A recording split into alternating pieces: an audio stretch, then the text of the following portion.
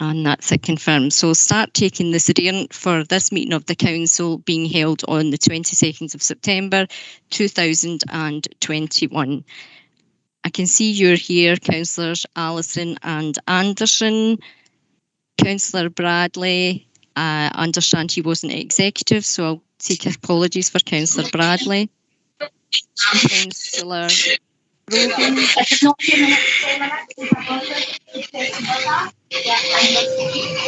I'm getting a bit of feedback again. Can you please mute your microphones? Understand we've got Councillor Brogan. I see Councillor Brown is here, as is Councillor Buchanan, Councillor Burns and Calicaise. Councillor Callaghan. I don't see Councillor Callaghan. We have apologies from Councillor Campbell. We have Councillor Carmichael and Councillor Chalmers. I see Councillor Cornbury is here. Councillor Cooper, I think she was perhaps having difficulties in holiday, so put in her apologies. I see we have Councillor Corbett, Councillor Cowie, Councillor Craig. Present. Oh, thanks, Councillor Craig. I see we have Councillor Devlin and Donnelly and Councillor Dorman.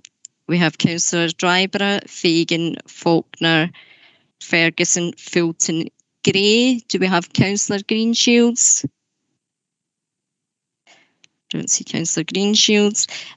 We have Councillor Hamilton and Harrow, Councillor Holford as well, and I see Councillor Horn and Councillor Horsham.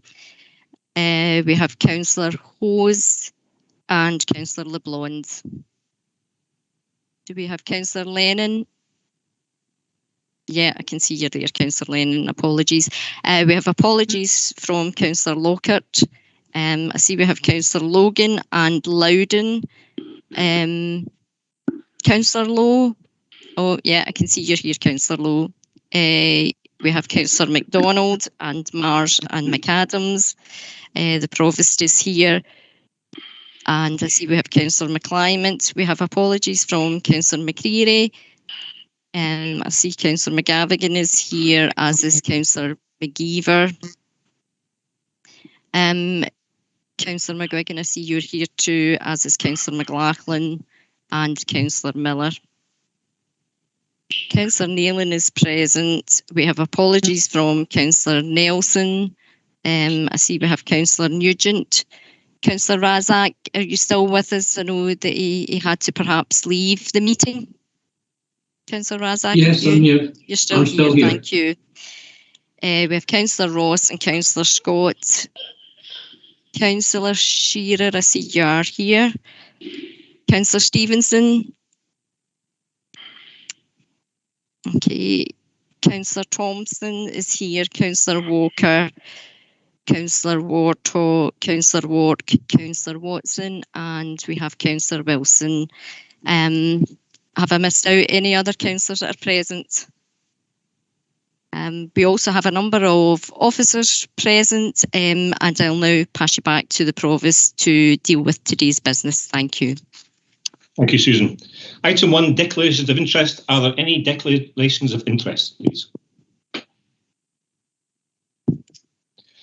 Item 2, minutes of previous meeting, which is on pages 5 to 12 of your papers.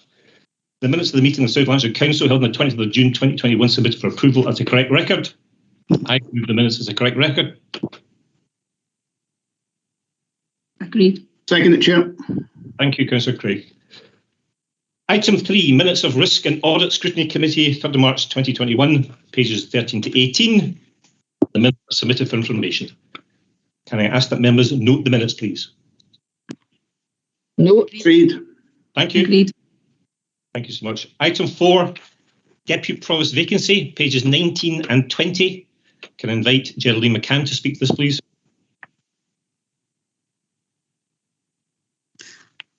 Thank you, Chair.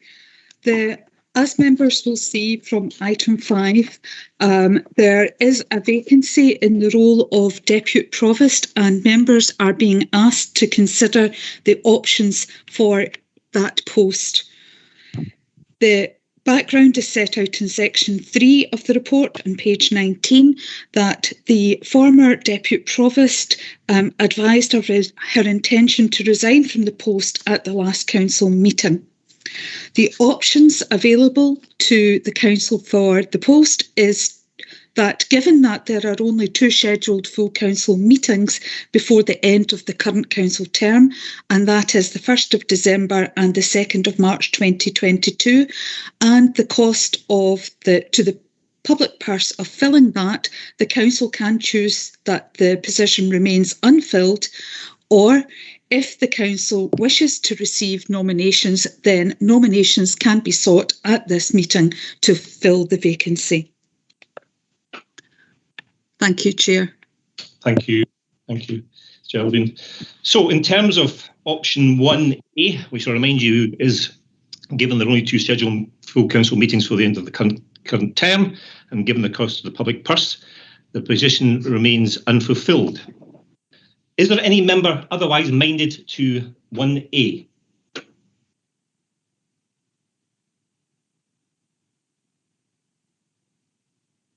I take that as no. I move option 1A. I'll second that, Chair. Thank you.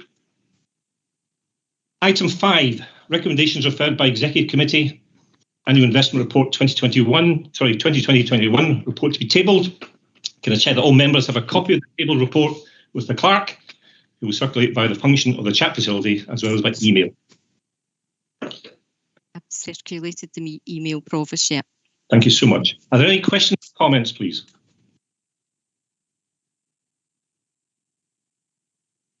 Can I confirm that members approve the recommendations? Are we agreed? Agreed. Agreed. Thank you. Agreed. 5. Councillor Ross, you want to speak? I would like to speak on 5B, if it's possible, Provost. Okay, if you just allow me to kind of read it out first. Thank you very much. 5B, standing orders on contract amendments in relation to use of quick quote. Report to be tabled. Can I check that all members have a copy? Table report with the clerk. I think that's been circulated by email, is that correct, Susan? It has. Yes, Thank you. Has. Councillor Ross. Thanks very much, Provost. It was just a quick comment. This was discussed at the Executive Committee this morning, and I would just like to thank all members of the Executive for supporting this change in standing orders, and I hope that the full Council will also support it. Thanks very much, Provost. Thank you. Any other questions or points, please? No. Can I confirm that members approve the recommendations? Agreed. Agreed. Thank you so much. Agreed. Item 6, Equity Working Group Progress Report, pages 21 to 26. Can I invite Kay McVeigh to speak to this report, please? Thank you, Provost. Members will recall in September last year, the Council agreed to establish an all-party equity working group, and the terms of reference for that group is attached to this report. As you would anticipate, the working group has been meeting regularly, and the table at section 4.1 highlights the items that have been considered through the work of that group. And there has been a considerable amount of debate and interest and involvement in terms of the activity carried out. Points to note from the report, and indeed in terms of the recommendations, are around the mandatory equalities training recommended within the report, and also the consideration of the Equal Opportunities Forum remit and membership in future. There remains some work to be undertaken by the group, and that is outlined at section 6 and also reflected in the recommendations.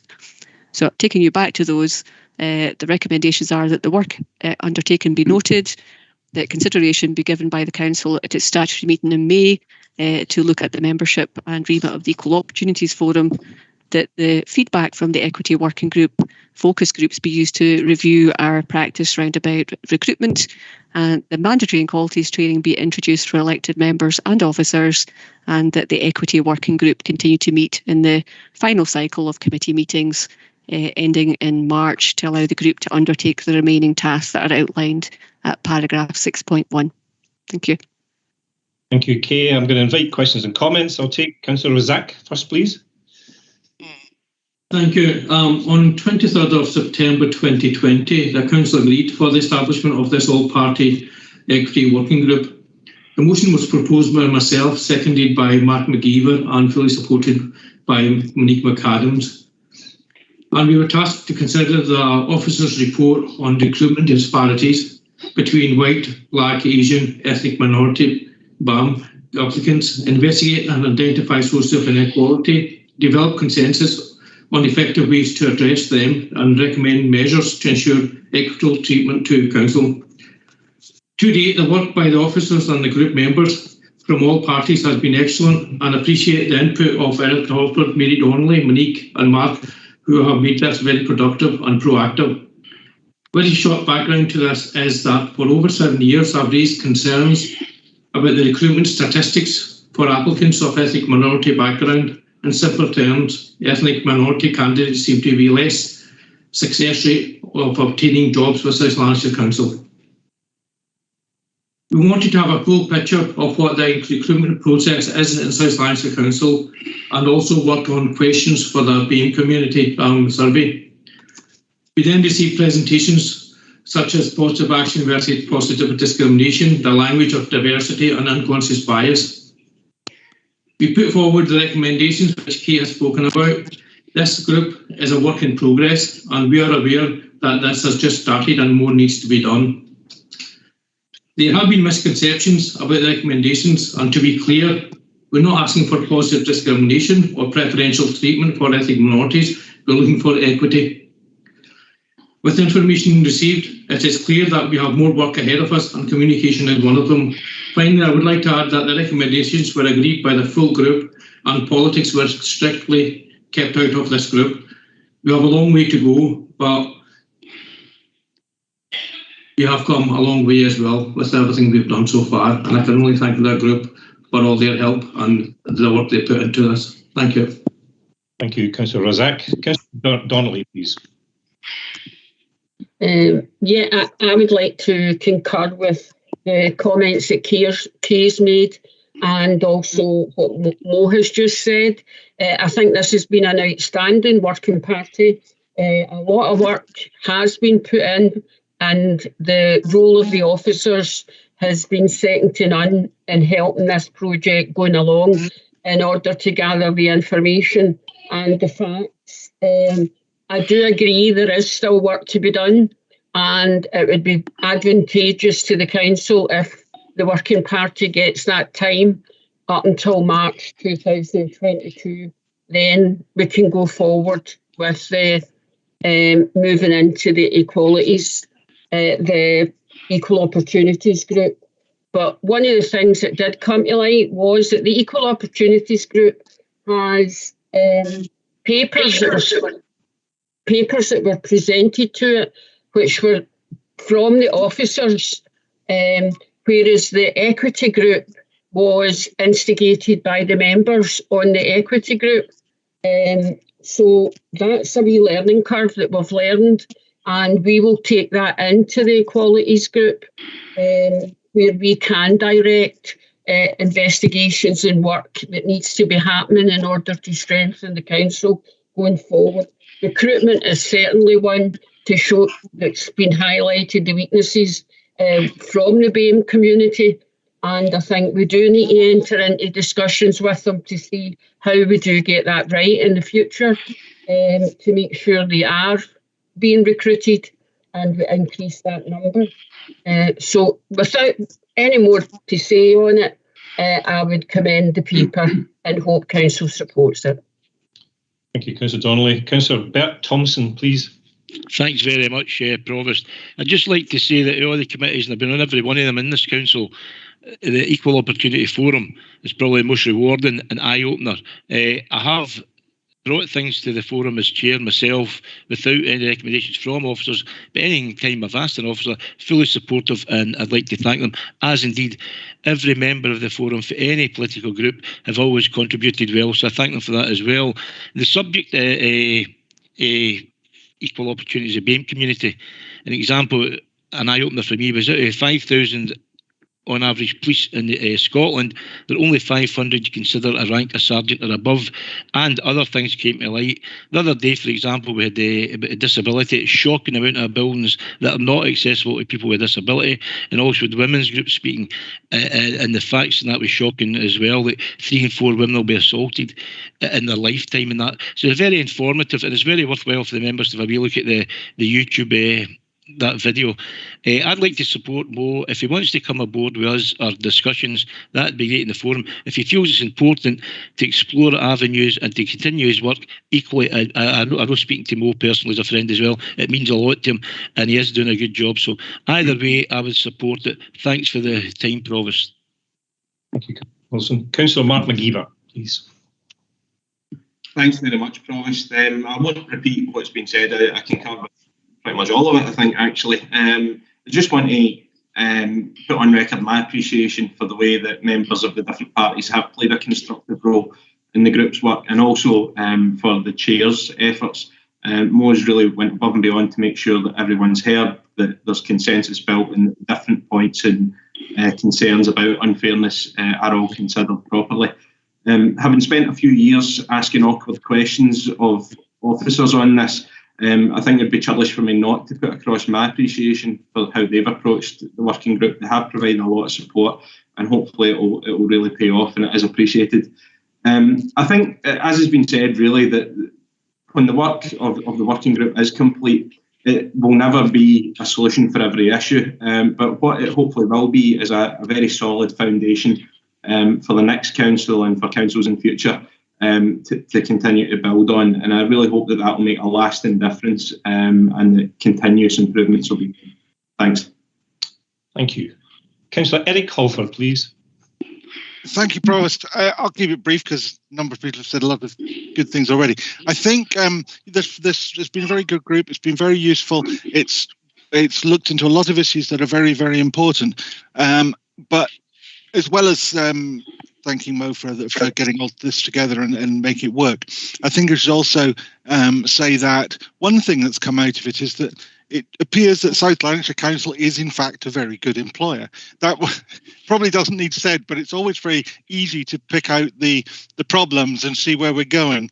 But in terms of our proportions of BAME employees to the total number of staff compared to the ratio of BAME people in the population of South Lanarkshire, we are doing quite well.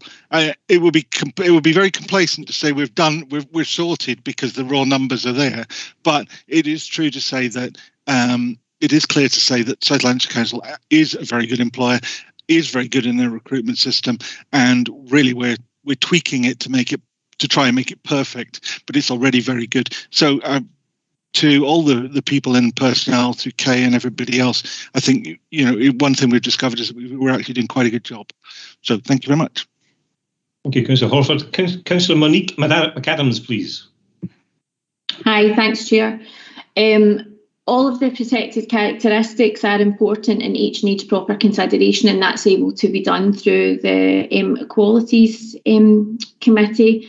But this was flagged up because we did have a problem with the workforce monitoring figures, and it was right that it was addressed, and it was right that basically there was a motion put forward, it was right that the group was established, and it was right that it's had full cross-party support and that everybody has worked very well on it. Everybody's put their political differences aside and actually looked for what is the right thing for our community and for the council and for our officers. I think it would be remiss if I didn't point out the amount of work that was done, obviously by Kay, but also under her leadership, Alison Bell and Jill Batty. The reports have been really thorough, really, really informative, and have been great markers for fantastic discussions that then take place for us to then take things forward as a group. And I do echo Eric's sentiments that the fact that there is a lot of good work that was already going on in South Lanarkshire, and it's a phenomenal local authority, but like anything else, it can be improved upon, and I just think it should be noted that we appreciate the fact that there's not resistance, and the fact that we're being allowed to represent our communities and actually make a difference. And I just want to thank Mo and Mark for basically putting the motion up and seconding it and allowing the rest of us to be a part of it, because I think that it's safe to say that South Lanarkshire Council is leading the way out of the 32 local authorities for the work that they're actually doing, that they've not been scared to look and see, do a wee quick SWOT analysis and see what's right, what's not so right, what can be done better. So I think it shows how progressive they are as a local authority, and I'm proud to be part of it. So thank you. Thank you, Councillor McAdams. If there are no other questions, can I confirm that members approve the recommendations, please? Are we agreed? Agreed. Thank you very much. Thank you. Item 7, notice of motion, parking permit charges, shown on page 27 of your papers. The notice of motion received in terms of standing order number 19, the 27th of August. Can you maybe just mute yourself, everybody, please? Thanks. Notice of motion is received in terms of standing order number 19 on the 27th of August 2021. Can I invite Councillor Convery to speak to the notice of motion? I understand it's seconded by Councillor Fagan. Is that correct? Correct, Provost, and thanks very much for giving me the time to put forward the motion. I'm going to be as brief as I possibly can, Provost. This motion, there's 4 paragraphs in it. They're very short paragraphs, but they mean a lot to an awful lot of people. And before I move the motion, I'd like to give my colleagues a wee bit of a history lesson, because it's important to get the thing into context before we vote on this thing. As far back as the late 90s, there was traffic chaos, nothing but chaos in the town centre of East Kilbride. That chaos then transferred itself into the residential housing areas adjacent to the town centre, where people couldn't park their car when they come home for their work, just because there was that much going on, and there was that many cars trying to park in places that they came from all over, because the catchment area at that time was as far as south as Dumfries and Galloway for the town centre. So to try and alleviate a problem and to try and sort a problem for the town centre, but also for the residents, the council, in consultation with the residents, created a thing called parking zones. And that was the first time we'd ever seen parking zones in South Lanarkshire Council. Then in 1998, we introduced parking permits to the residents in the streets adjacent to the town centre. But at that time, I had a ward called Heathery Now, and it embraced, that became a parking zone. The whole ward was part of the parking zone. So later on, and I'm trying to be as quick as possible, Provost, later on in 2010-11, the council looked at the zones again to see if we could modify them, cut them back, what have you. So again, with consultation with the residents, we reduced the sizes a lot of the zones. So for the first 22 years of the parking zones, it was never mentioned by councillors. It was certainly mentioned by officers, because that's their job. They've got to put forward solutions when it comes to a budget, and they've got to put forward recommendations. And over the years, we had recommendations for senior officers to introduce a parking charge. And over the years, we knocked it back.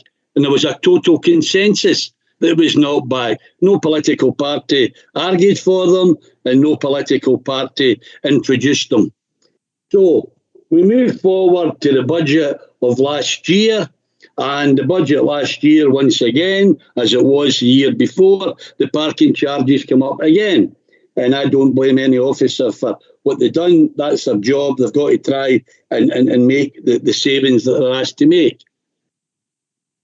We opposed it. The Labour group opposed it because it wasn't fair, and the consensus of the 22 years seemed to disappear down the drain. And the other political parties at the time sought in their wisdom to bring in parking charges. And I've got to say, that was met with total consternation for my constituents and Joe Fagan's constituents, because we represent the wards that border the town. And That's consensus and that's people power. People coming to me, coming to Joe and asking for help. Why should they be penalised because they live next to the town centre? And as somebody that calls a spade, I totally concur with them. If I didn't concur with them, I would have told them that. And I just want to make a couple of quotes, Chair, that are in the paper. And if somebody said that they're wrong, then don't take it up with me, take it up with the press. One councillor said residents should be allowed to have their say before proposals go any further. Totally concur with that councillor. Totally concur. That councillor also said people are obviously unhappy at these proposals, and as elected representatives, we have a duty to act. Again, totally agree with that councillor.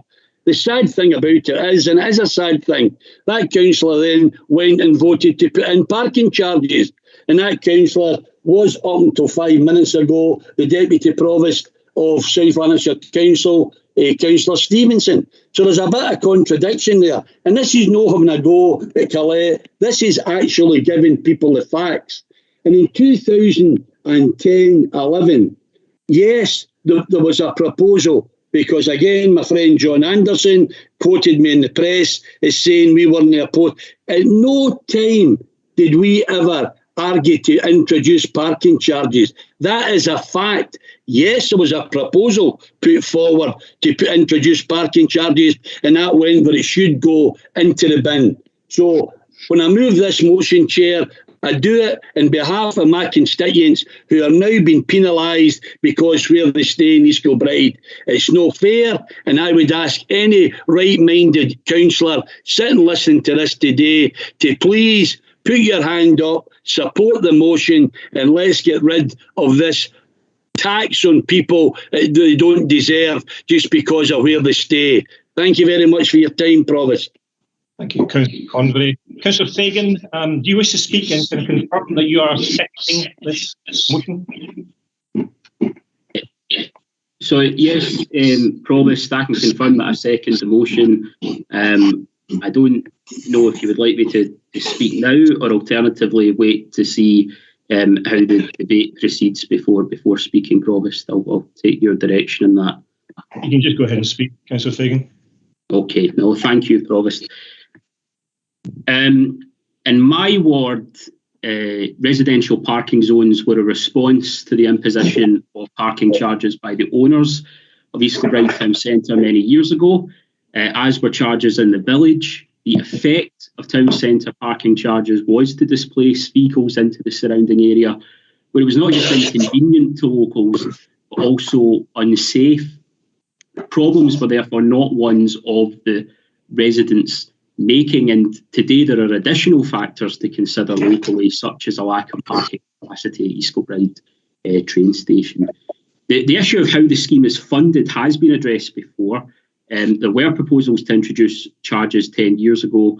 Then a cross-party working group, I was not a member of the council at the time, but a cross-party working group ultimately decided to make schemes a more manageable size and to keep the schemes free. The most vocal opponent of charging on the council at that time was Councillor Anderson, who's now the committee chair responsible for the imposition of charges. And what he said to the press at that time, I thought was quite telling. He said, and I quote, "There is a possibility that at some point an administration charge may be introduced, and like all charges will be subject to the possibility of being increased at subsequent budgets." So the issue back then, and I believe the issue now, was not simply the price at which the charge was set. The issue was one of principle. Because once the principle of charging indiscriminately has been established, the pressure will be on the council every year as budget cuts bite to put those charges up. The scheme is only anticipated to raise £25,000 this year. Many of the residents who've been in touch with me believe that charges will go up to bring in more to the council income. However, I say to the council that charges bringing in just £25,000 this year could easily be overturned with no significant consequences for the council budget. I am aware there are two amendments, I think, that have been advised to members Regarding the amendment from the two independent councillors who voted for these charges 6 months ago, there has been no consultation with members putting forward this motion, and as far as I'm aware, no consultation with campaigners or the local community. I agree we have to consider the impact of the retail crisis in the town centre, and we need to think through what the long-term implications of that in terms of vacancies. But can I just say, in my ward, the permit scheme does not just manage spillover from parking from the town centre, but also from the village and from the train station. And I hope I'm wrong, but it does feel like that amendment was an attempt to divide a community who are united in their opposition to charges. Fact is that while I've received different views on the future of the parking scheme, there has been unanimous opposition to charging, and that is what we are here to debate, and that's what we will address by supporting Jerry Convery's motion. And regarding the other amendment, which appears to be circulated to members from John Anderson, and can I say in the most kind and gentle and good-humoured way that I can, that John Anderson does appear to have had more positions on parking permits than the Kama Sutra. That does not provide, well, it does provide for consultation. It doesn't address the immediate issue of parking permits. It's of charges. It's predicated on charges, and Labour, having opposed charges, can accept neither of those amendments. Councillor Convery and I are representing our communities today. We're giving the council another chance to drop charges, to drop an indiscriminate parking poll tax, and if those parties who voted to impose charges on our constituents do it again today, then they will have to answer for their decisions at the ballot box. And I would therefore appeal to all councillors to use their better judgment and support the motion that's been put forward. Thank you, Councillor Fagan. Before we go on, Councillor Convery, could I ask you to mute your mic, please? I think it's live. Beg your pardon, promised. Thank you so much. Councillor Peter Craig. Thanks, Provost. I can feel my blood pressure rising as I take to the microphone on this. 12 out of the last 14 years that I've been a councillor, there's been budget proposals given to all political parties to increase charges or to reduce services. These discussions were always incredibly difficult. After all, none of us came into politics to cut services or cut jobs. Never in that time has any party refused to take part in any discussions until this year, when the Labour Party decided it would turn its back on a cross-party working group to discuss the budget proposals. Which leads me to the motion in front of us today, the decision on whether a budget group on parking permits, on the decision of a budget group on parking permits. There's no doubt that budget time is the most important period for councillors in their calendar. It contains all the most impactful and difficult decisions concentrated in a short space of time. This is when communities expect their representatives to do their utmost to present their hopes. This particular budget item was the very last item that was agreed by the budget group. So Labour's lack of participation in that group could have had a profound effect on the decision. The fact that they failed to take part in that group brings us back to where we are today with this motion. They failed to take part in the process, they failed their voters, they failed their party, they failed this council, and they failed in their responsibilities. So to bring this motion now is no more than grandstanding of the worst kind. I would say to all those members to consider the position that they're elected to do, the job they're elected to do, and consider what they haven't done and what they're trying to do now. You can bring forward names of other councillors who have been forced into a position where they've taken the responsibility seriously and done their job. It doesn't relieve anybody of their responsibility just by turning their back and walking away. So I know that we've got an amendment that's coming up, and I'll certainly be supporting that amendment, but I had to have my say on this because my blood pressure is about to boil. Thank you, Chair. Thank you. Any other points, questions, please?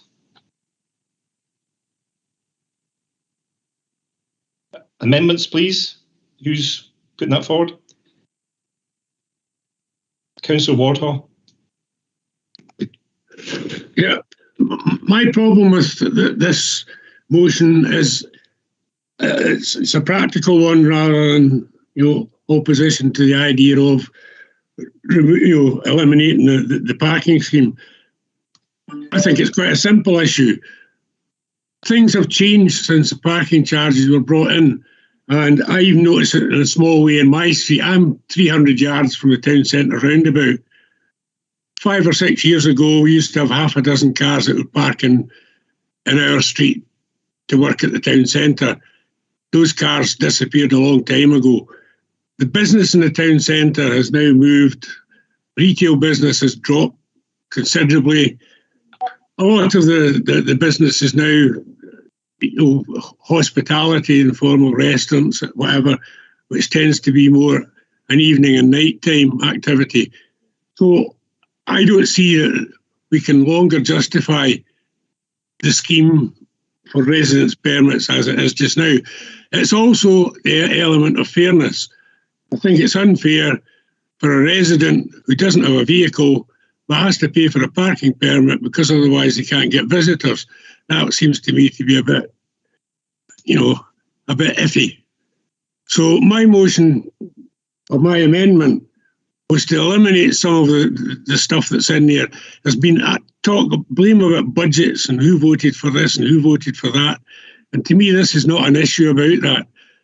And it's not, what I don't want to see is the issue become conflated with, well, we'll change the budget that we approved last year, and then what we'll do, move on to next, to change the budget line, amendments for other budget changes which have already been implemented.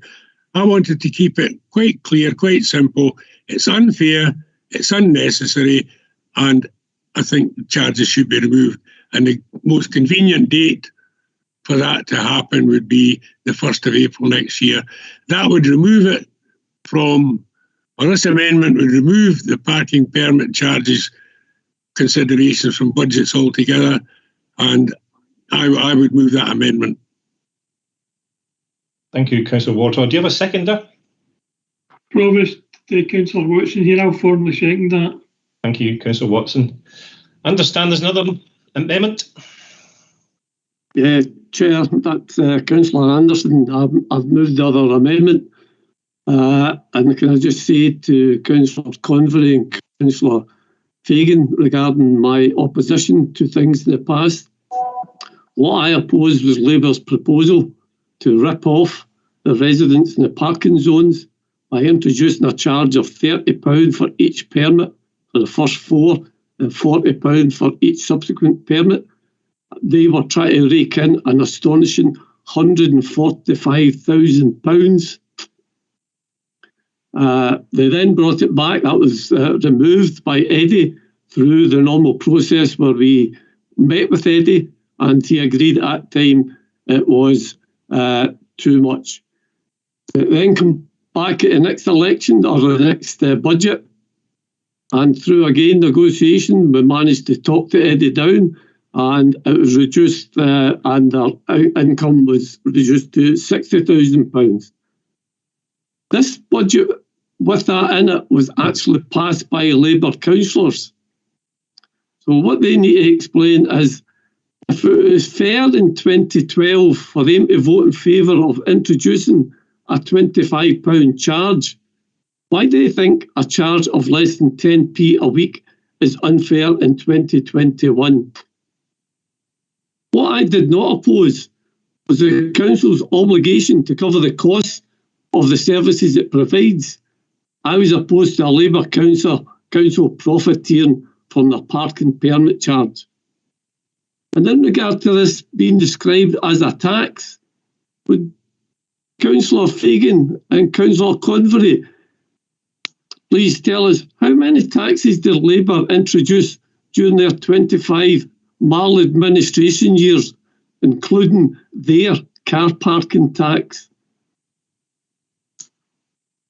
And I think I would just leave it at that and just say that this motion is really about giving the people a say on their future. Gerry said that we consulted with the residents during the cross-party working group. I was part of that cross-party working group. We did not consult with those who it was decided would be remaining in the parking zones. We only consulted with the other streets that we were taking out. Thank you, Provost. Thank you, Councillor Anderson. Councillor Peter Craig, can I confirm that you second that amendment? Yes, that's correct, Provost. Councillor Convery, do you wish to sum up, please? Thanks, I do, Chair, and I'm trying to be unpolitical, but unfortunately, when your back's against the wall, then you need to come out with all guns blazing, because, you know, it's really rich for Jim Wartaw to put a motion forward because he's telling us it's no fit for purpose.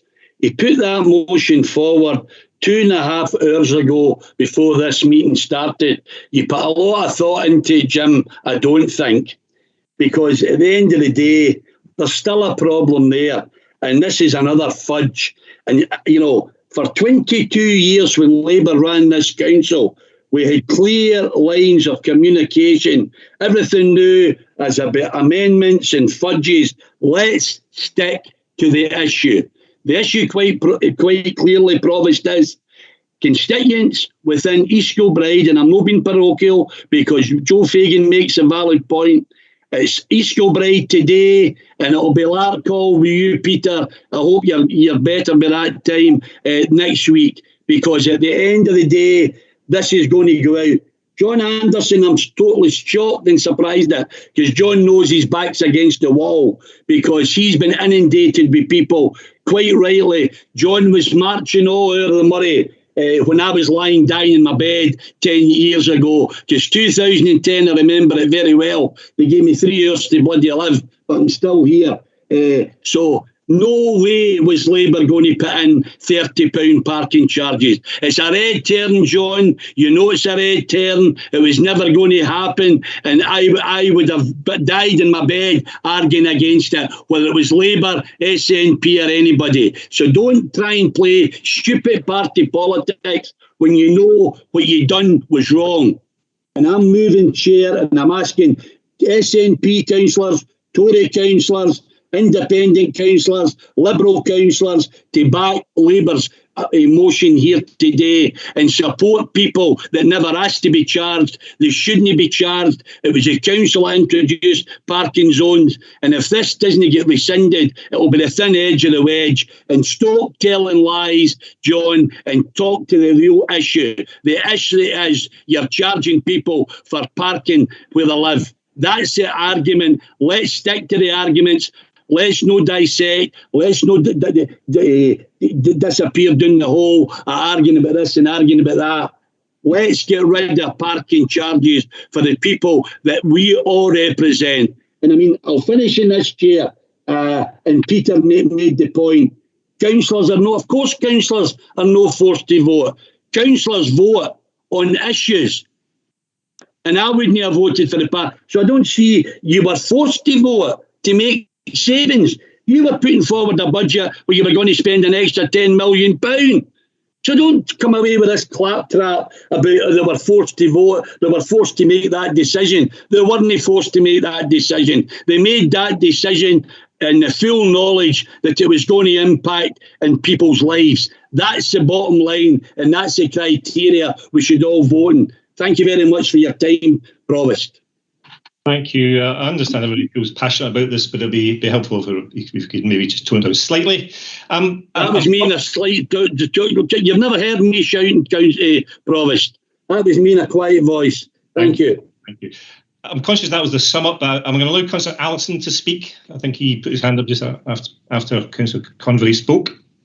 Yeah, apologies, Provost. I wasn't sure where we were going with that. I didn't realise you were going as quick to the summing up. I'm disappointed this has been down political lines, because it's not something that should be. It's about the residents in these areas. And surely the best way to deal with this is to speak to them.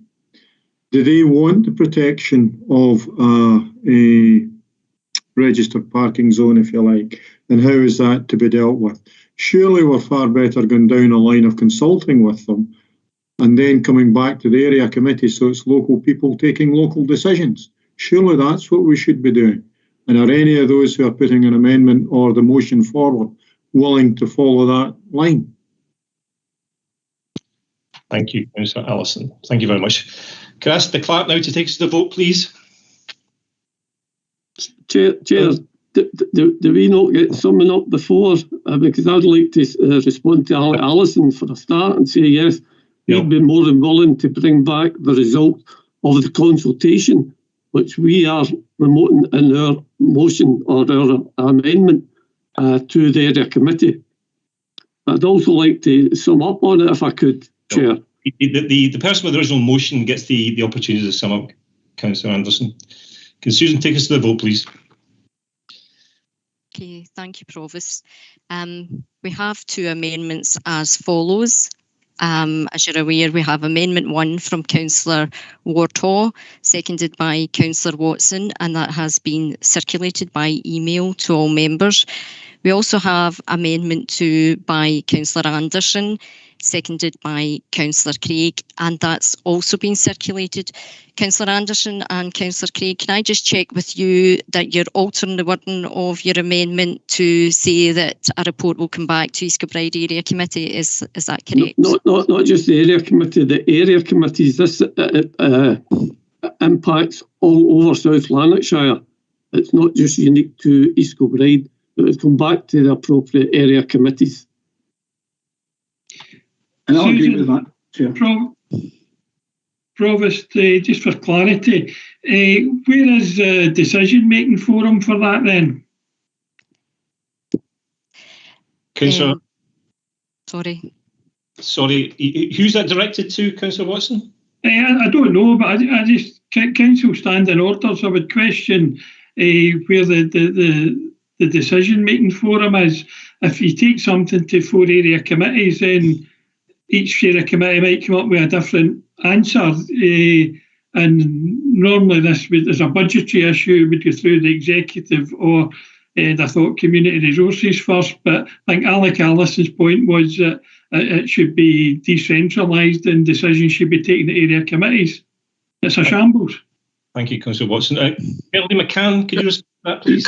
Sorry, I haven't got a copy of the amendment from John Anderson. I've got what was sent was an attachment that I couldn't download, so I'm not quite sure what the amendment actually says. Would it be possible to summarise it beforehand? Did everybody else get a copy of that amendment? No. I sent all councillors an email with all the amendments. Okay. Councillor Anderson. I got an email, but I could only download one attachment, which was nothing to do with this particular item. Councillor Anderson, could you oblige me and articulate your amendment, please?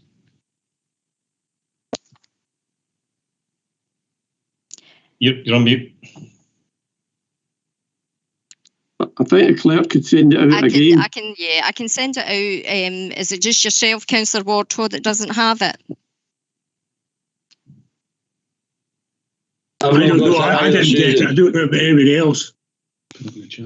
I'll send you, Councillor Wardhaw. Just a second. Provost, could Susan not put it up on the screen for everybody to see? Share it. I could do that. I'm aware that some members are using their personal email addresses, but I can certainly. That'd be helpful, Susan, if you can manage that, please. Thank you. Okay. Can I raise a point of order, please? Councillor McAdams. Provost, it was just to say that there's been a lot of people. They're just speaking now. They're not putting their hand up. They're not waiting for you to call them in. Jim Wardhaw's done it. David's done it. John Anderson's done it. It's just, I'm just thinking about how other people have been treated at other meetings. So if they're, and it was pointed out, so if we could just basically have like parity and equity, then basically I would greatly appreciate it. I accept your point, Councillor McAdams. Yes, people must put their hands up. Yes, I'm chair of this meeting and it's through me. So take your point, Councillor McAdams. Sorry. Do you want to speak, Geraldine McCann? Yes, Provost. It was just to respond to Councillor Watson's question on the decision-making forum on this matter. The decision-making forum would be the council. However, area committees could receive the outcome of particular consultations in their area and express their views and feed that back into the parent committee, which would be Community and Enterprise Resources, to allow them to determine whether or not to endorse and refer on to the council for decision making. Thank you so much. I understand Susan's now shared that file. Can we all access it, please? Just for clarity, I shared the other amendment as well. Okay. Councillor Wardhaw, can I ask if you've got access to that now, please?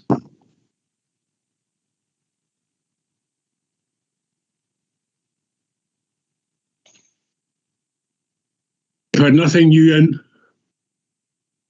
It's just the previous email which said it had 5 attachments, but I could only download 1. It's in the chat facility, Councillor Wardhaw.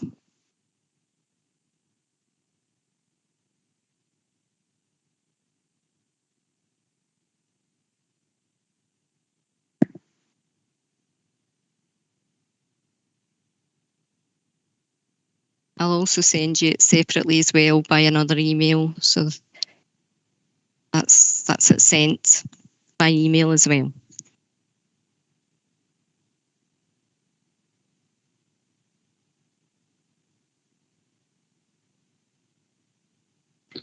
Susan, whilst Councillor Wardhaw is looking at that document, could you maybe run through the voting procedure? Certainly. As I said, we have 2 amendments. So in terms of standing orders, the last amendment will be put forward against the one before it. So when I read out your name, I'll be looking to ask whether you wish to vote for Amendment 1 or Amendment 2.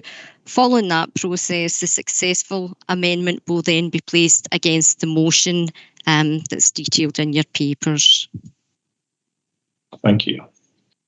Councillor Wardhaw? I've just got the thing. I was just reading it just now. You give me a couple of minutes. Okay.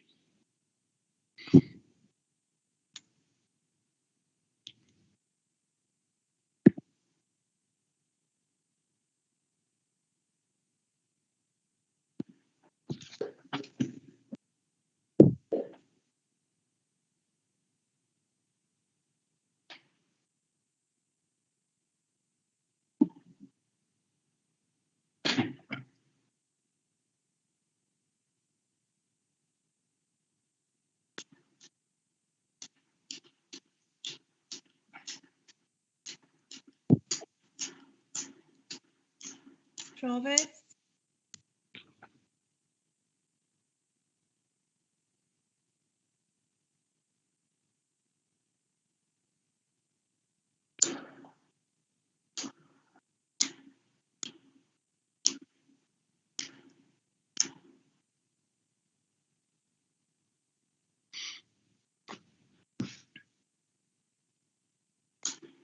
I think we're 5 minute recess.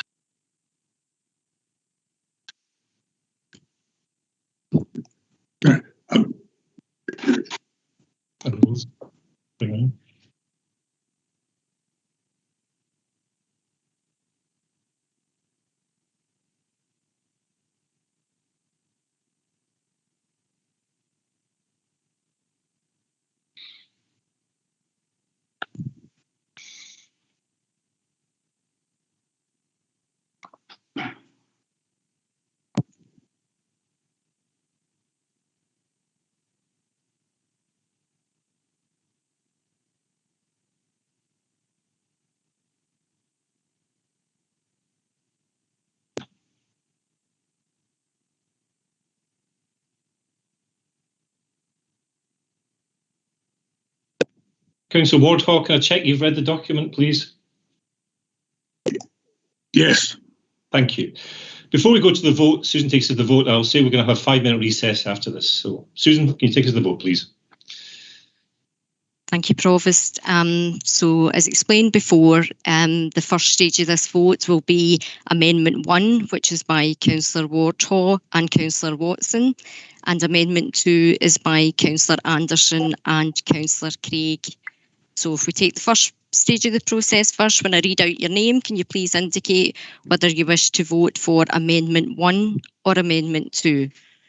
Councillor Allison? Sorry, I need clarity on Amendment 2. I put a suggestion forward that I thought, sorry, there's feedback, that I thought was accepted. I don't know whether that's in what we're voting for or not. Councillor Anderson, can you respond to that, please? Yes, it has been accepted, and Susan has included that in it. Okay. Just to confirm, it has been accepted, but I think Geraldine had outlined what the process is in terms of governance arrangements. So just to clarify that as well, Provost, thank you. Thank you. Continue, please. Amendment 2. Oh, thank you, Councillor Allison. Councillor Anderson? Amendment 2. With apologies for Councillor Bradley. Councillor Brogan? Abstain. Councillor Brown? Amendment 2. Councillor Buchanan? Amendment 2. Sorry, I think someone has their microphone on. Councillor Allison, could you mute yourself, please? Councillor Burns? Amendment 1. Councillor Callaghes? Amendment 2. Councillor Carmichael? Abstain. Councillor Chalmers? Amendment 2. Councillor Convery? Abstain against this absolute nonsensical nonsense that's going on. Oh, just voted. Councillor Corbett? Amendment 2. Councillor Cowie? Abstain. Councillor Craig? Amendment 2. Councillor Devlin? Abstain. Councillor Donnelly? Amendment 2. Councillor Dorman? Amendment 2. Councillor Dryborough? Amendment 2. Councillor Fagan? Abstention. Councillor Faulkner?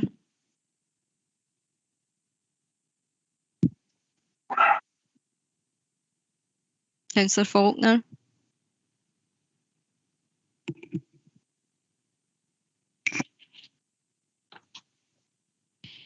I can see you're still in the Abstain. Okay, Abstain. thank you. Councillor Ferguson? Amendment 2. Thank you. Councillor Fulton? Amendment 2.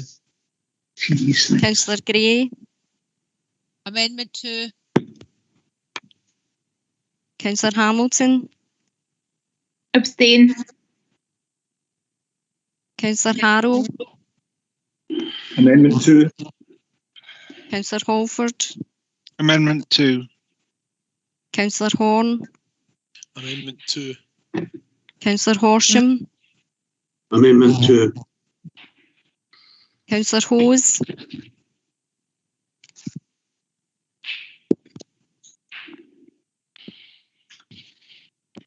Amendment 2. Thank you. Councillor LeBlond? Amendment 2. Councillor Lennon? Abstain. Councillor Logan? Abstain the vote. Councillor Loudon? Amendment 2. Councillor Lowe?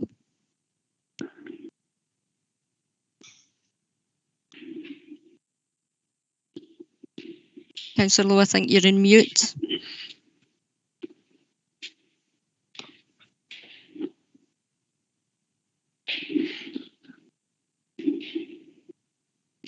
Councillor Lowe, you're on mute.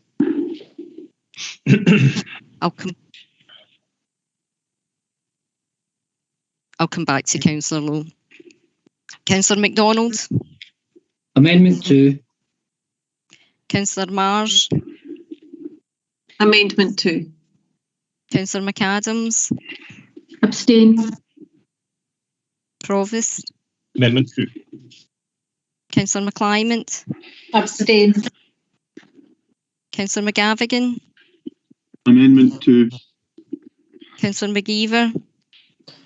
Amendment 2. Councillor McGuigan. Amendment 2. Councillor McLaughlin. Abstain. Councillor Miller. Amendment 2. Councillor Nealon. Amendment 2. Councillor Nugent. Amendment 2. Councillor Razak. Abstaining. Councillor Ross. Amendment 2, thanks. Councillor Scott. Abstain. Councillor Shearer. Amendment 2. Councillor Stevenson. Oh, sorry. She had apologies. Councillor Thompson. Abstain. Councillor Walker. Abstain. Councillor Wardhall. Amendment 1. Councillor Wark. Amendment 2. Councillor Watson. 1. Councillor Wilson. Amendment 2. Okay, can I just check? Councillor Lowe. Again, Councillor Lowe, I can see you're in the meeting, but your microphone is muted.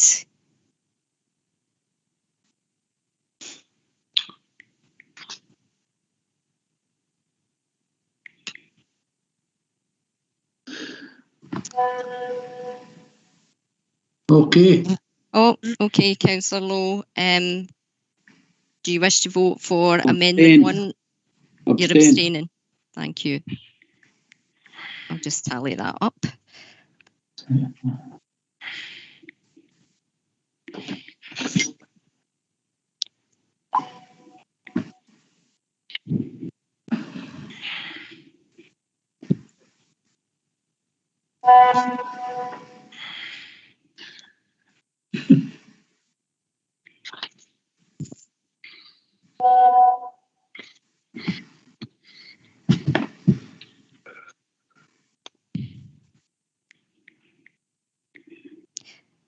Okay, there were 3 votes for Amendment 1, there was 34 votes for Amendment 2, and we had 18 abstentions.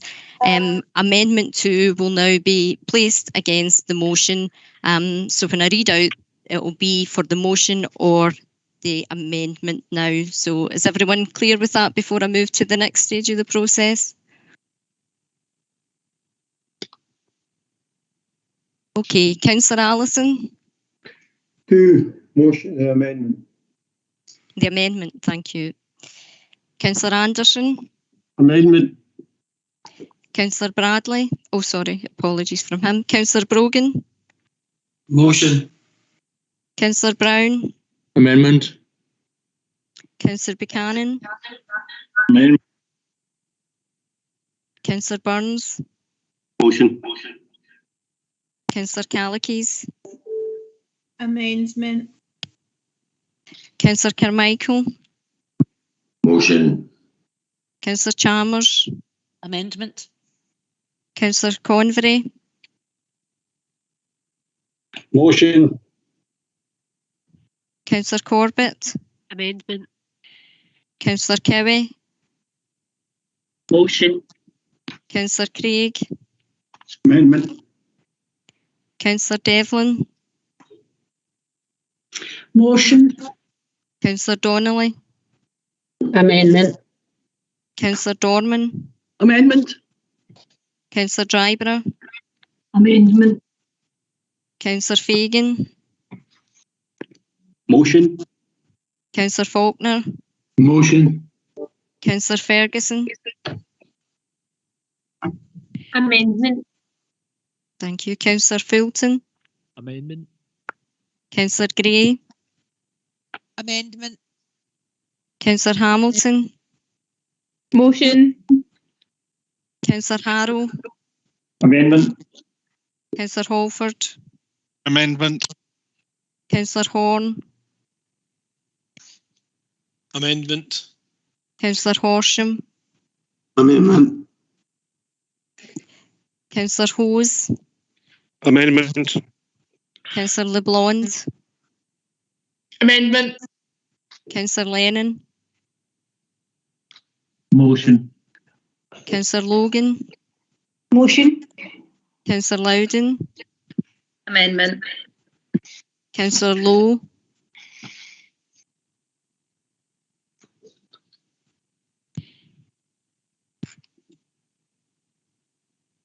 Councillor Lowe.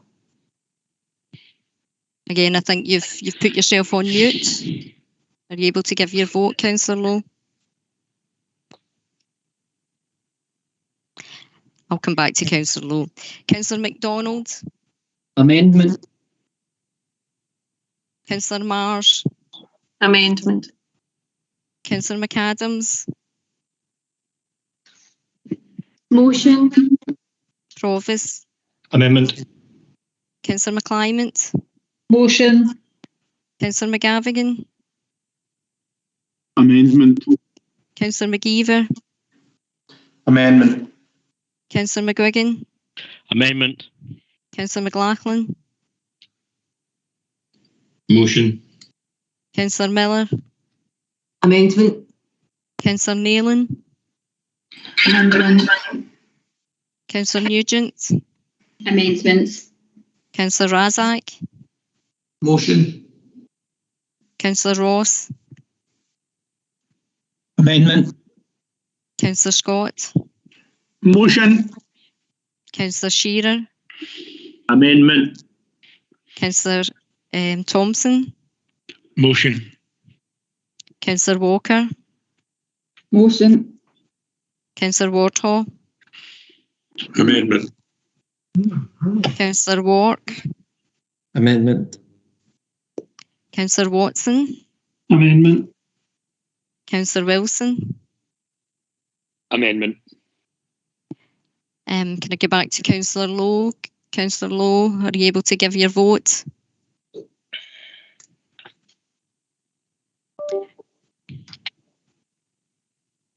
I'm just going to check my phone here just in case he's texted me.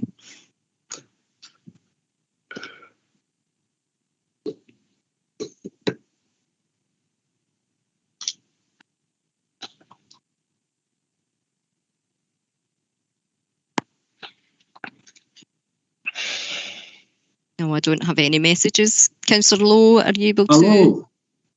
You Yes. hear me now? I can hear you now. Are you Abstain. You're abstaining. Thank you. I'll just tally up. Thanks.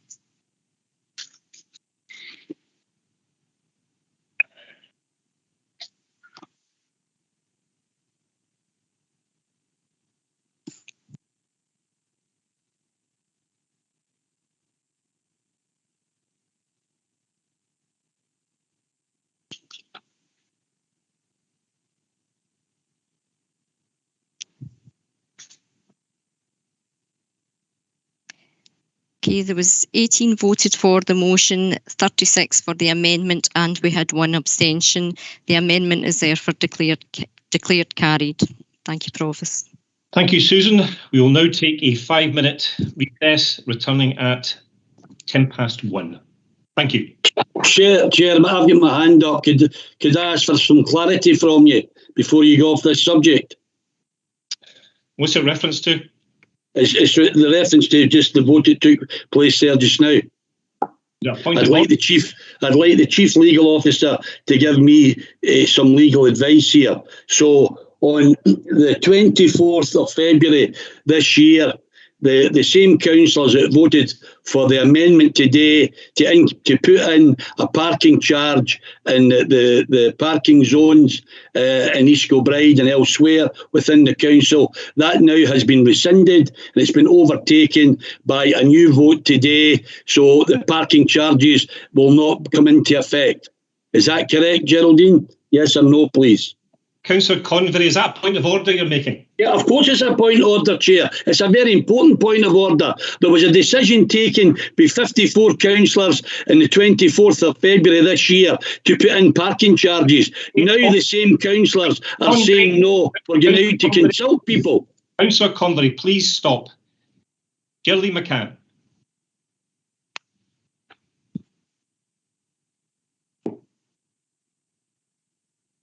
The amendment, from my reading of it, does not ask for the parking charge to be suspended. Thank you, Geraldine. Thank you for that. So the people know once again. Thank you. We will now take a recess, returning at 1:15. Thank you.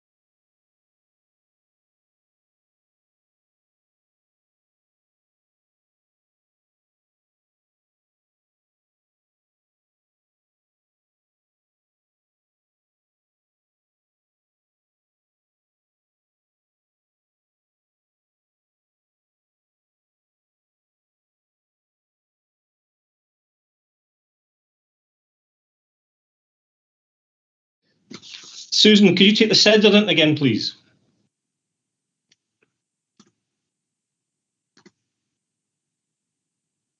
Provost, we would certainly capture if anyone is, if it comes to a vote, but if I can take it again, if you wish. Councillor Allen. Sorry, you happy that I take it? Yep. Okay. Councillor Allison. Here. Councillor Anderson. Here. We had apologies earlier for Councillor Bradley. Councillor Brogan. Councillor Logan is unable to take your call at the moment. Sorry, do we have Councillor Brogan? Could be. I'll come back to Councillor Brogan. Councillor Brown. Present. Councillor Buchanan. Present. Councillor Burns.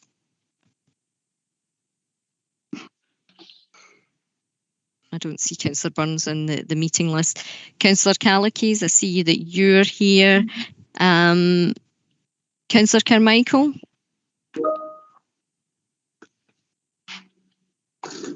Don't see Councillor Carmichael, but I'll get back to names. I don't see Councillor Chalmers. I see you're here. Councillor Convery is here. I see Councillor Corbett is here, as is Councillor Cowie and Craig, and Councillor Devlin and Donnelly. Councillor Dorman and Dryborough are also here, and Councillor Fagan and Faulkner. I see Councillor Ferguson is here, and Councillor Fulton. Just to check. Councillor Gray. I'm here. Thanks, Councillor Gray. Councillor Hamilton, I see, is here, as is Councillor Harrow, and Holford and Horn, and Councillor Horsham. I see Councillor Hose is here. Councillor LeBlond. Here. Thank you. Councillor Lennon, I can see, is here, as is Councillor Logan and Loudon. Councillor Lowe is here, as is Councillor MacDonald. Councillor Marsh and McAdams. Provost is here. I see Councillor McClymont is here, as is Councillor McGavigan and McGeever. We also have Councillor McGuigan and McLaughlin, and Councillors Miller and do we have Councillor Nealon? Yes, I'm here, and just for your information, there appear to be some apologies in the chat. All right, thank you. I'll just check that before I continue then. All right, okay. Had marked Councillor Hose as being here, but I see he's put his apologies in the chat. Councillor Carmichael, okay. And Councillor Razak. Sorry, can I just confirm that that Councillor Hose is indeed away? If I don't hear any response, I'll assume he is. Okay. Councillor Nugent. I'm here. Thanks, Councillor Nugent. We have Councillor Ross, Councillor Scott, Councillor Shearer, Councillor Thompson, Walker, Warthall, Wark, Watson and Wilson. So if I could just check a couple of names. Do we have Councillor Brogan? You do. Thanks, Councillor Brogan. Councillor Burns?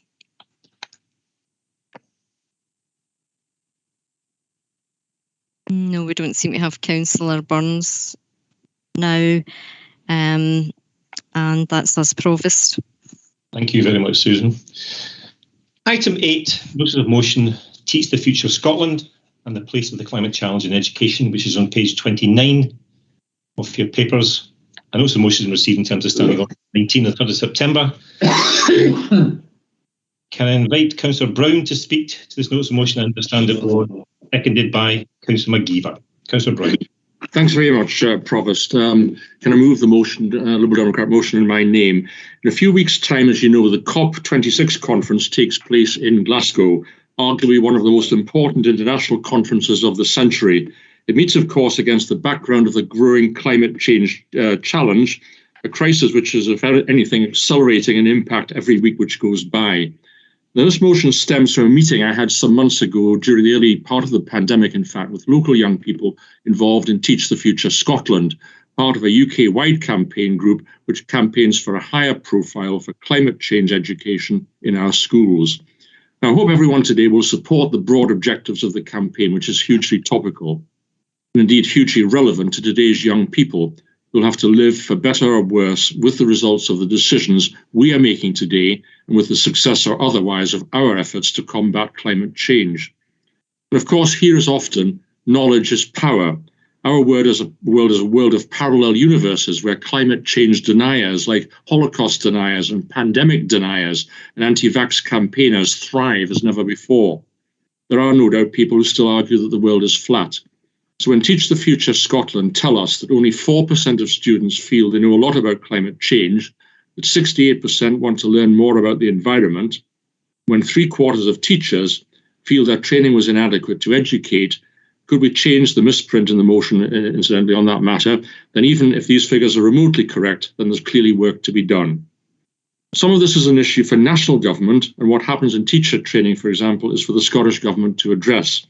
But the argument of the motion is primarily for us to look at this issue within the Council, reviewing how we approach it, looking at what more could be done in professional development to equip our young people with the knowledge and understanding to be the climate change champions of their generation. Now, we already do a lot about climate change and the environment in schools, and it has to be enmeshed with all the other matters which young people need to be aware of as they grow up, and this motion is about building on that.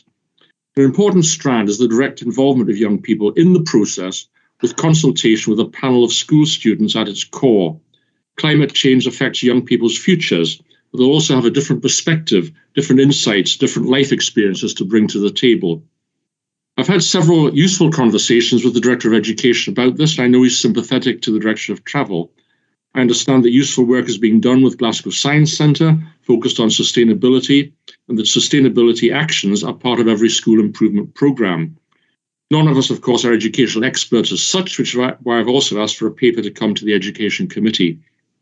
Now, some issues on South Lanarkshire Council are party political, but I must say that I've found across the parties that there's a broader pride in our council and a desire to see it do well. And I want South Lanarkshire to be an exemplar in this vital area of policy, to be climate change champions in what we do, and to give our young people the power that comes with knowledge on this all-important issue. A few weeks back, I had the opportunity to go through to Queensferry to see the training being carried out by the police to support COP26. It's a massive logistical challenge involving 100,000 police officers, 10,000 police officers, getting slightly carried away there, across the United Kingdom. Much of this will be engagement with not just Civic Scotland, but pressure groups from across the world. My wife and I went for a walk in Queen's Park on Sunday, and a couple of groups on the issue had set up stalls there as well. Young people will notice these events. They'll hear about COP26 on television. They'll indeed take part in conversations about month-long bushfires in Australia, unprecedented floods in Germany, the horrors of crop failure and famine in many parts of Africa, and devastating storms in America. And as I was preparing my thoughts for speaking today, I attended with my grandchildren the launch of this year's Beat the Street project in Rutherglen's Overton Park. Beat the Street attracts enormous commitment and competition from school children and adults alike. It is, of course, itself a climate change project aimed at encouraging more people to walk or cycle to school. Is there something dramatic we could do to make the climate change issue personal to every school, to appoint climate change champions in every class, to commit to a project in every school to help save the earth, something of that sort? Greater minds than mine might come up with something really innovative there. Although the focus is COP26, the core issue is environmental education and climate change action escalating as the weeks and months pass. Now, Provost, in conclusion, the old slogan is think global and act local. Here we have the biggest possible global conference and negotiation on our doorstep. Our job is to complement that with a suite of actions at local level. And underpinning that must be knowledge and commitment by our younger citizens. And it's in this context that I move the motion in my name. Thank you very much, Provost. Thank you very much, Councillor Brown. Councillor McGeever, can I confirm that you're seconding this motion? Yes, happy to second it. Okay, do you wish to speak? Briefly, if that's okay. Please go ahead. So Councillor Brown has laid out there the intent and objective of the motion, and I hope it will be seen as a positive step for our council to take. School is all about preparing children and young people to thrive in the world, equipped to face the challenges that will exist when they go out into it. Everyone presumably agrees that it's worthwhile for an education authority to consider how we can better support our teachers as they do that. Climate change is obviously an issue that will have a major impact for decades to come, if not for much longer. Not only how we run our communities and societies, our public services, our businesses, how they can compete and succeed, but even national security issues and international conflict. It's important we equip our young people accordingly for these challenges. Our education department, its teachers and other staff are absolutely dedicated to giving their pupils every chance to succeed in life in whatever course they pursue, and I believe that this change will help them in that. It's a goal worth taking. Thank you. Could I maybe ask everybody to mute themselves, please? Councillor Brown, I think your mic's on. Sorry, my apologies. Thank you so much. Councillor Loudon, please. Thank you very much, Provost. I would like to move the amendment in my name, please. I believe it's been circulated, and speak to it as well, with your indulgence. Please go ahead. Thank you very much. First of all, I'd like to thank Councillor Brown and Councillor McGeever for bringing this motion today and for their powerful words. I hope that they accept this amendment in the spirit as it's intended, as one which seeks to contextualise and strengthen what is there, and in the spirit of all working together on crucially important topics, as we discussed a few items ago. I know there's been a great deal of work put into this motion, and the amendment is to make sure it's as up to date as it can be, and to make the motion as useful as it can be for our specific context and council, as Councillor Brown intended. I greatly admire the work of Teach the Future, and I have also been lucky enough to meet with them, albeit virtually, through my role in COSLA. You'll see that this amendment begins after is high on the education agenda and summarises themes from various studies linked on the Teach the Future website pages, but it removes the specific statistics. And this isn't to downplay the importance of any of these findings, but it's for the sake of relevancy to our council and indeed to the Scottish education system. The widely cited 4% and 68% figures, for example, originate from a study, Schools and Sustainability, which was by SOS UK, a student-led education charity. This study was conducted in some English schools only in 2017 and 2018. So obviously that sits in the context of a completely separate education system and curriculum to ours.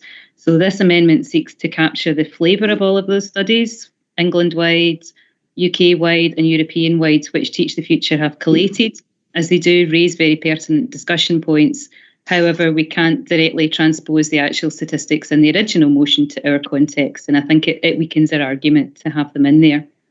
The next section of the amendment gives just one example of some of the work which has taken place since Teach the Future first wrote their pre-election material, which is the foundation for the motion as it stands, which was published in June of last year. This part of the amendment is to recognise that things have moved on since then. There have been new announcements, new ministerial appointments even, and there is new work with and by young people ongoing across Scotland and across our local authority. So that's why this amendment asks that the Chief Executive writes to the Cabinet Secretary, not just on the topic of evaluation or reviews, but to ask for more information on support that's available to local government to best support all of our shared aims and to make sure that we're tapping into it. We had a comprehensive report presented earlier this year to the Climate Change and Sustainability Committee about work that's taking place across the authority with young people. And if my fellow members haven't had the chance to read it, I thoroughly recommend that you do, to get a flavour of the breadth and the depth of it. Even that, reading it now, of course, was just a snapshot in time. Any of us who visited a school or a nursery recently, or even follow them on social media, know there's an incredible amount of work underway, from COP26 projects with science, literacy and art levels, the partnership with the Science Centre, which Councillor Brown mentioned, and much more besides. I think there's a fundamental difference between asking, what do you know about climate change via a survey, and asking in a classroom, in a playground, in a playroom, why are we planting fruit trees? And can you tell me why that's important? Why have we got more than one bin in our classroom? What did we learn in geography about coastal erosion? And these are conversations and learning outcomes which are bread and butter in our establishments. So many of our young people could answer those questions and more very articulately, and they have strong opinions, which many want to and should be able to share.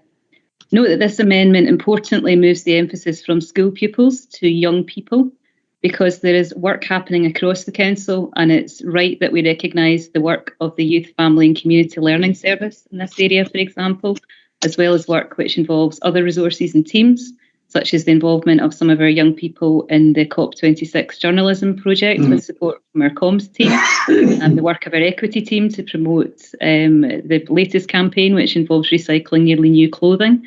And hopefully I'll bump into Councillor Brown as well when we're out tapping our cards during Beaton Street. This is also why this amendment asks for an update to come back to the Climate Change Committee, because this is not learning and development that sits in a silo within our educational establishments, and we need to capture that wider focus. The original paper presented to that committee that referred to included a commitment to establish a forum for young people, not necessarily just school pupils, to have their say and shape the agenda going forward, and that is picked up in one of the amended asks at the bottom. Finally, this amendment includes an ask that an update includes details of CPD opportunities which are available to our staff.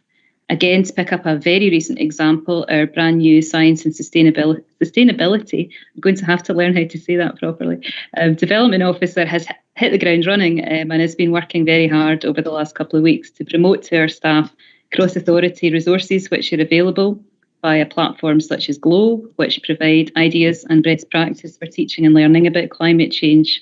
And through my involvement in the West Partnership, that's a regional education collaborative, I know there's a wealth of material there as well, and a wealth of knowledge for professions to tap into as well. So thank you, Council, for allowing me to speak to this amendment, and I hope I've demonstrated how it strengthens the laudable aims of the original and places it firmly within the South Lanarkshire context. Thank you. Thank you, Councillor Loudon. Councillor Mars, can I ask that you second that motion? Yes, I am seconding. Thank you. Thank you so much. Councillor Alec Allison, please.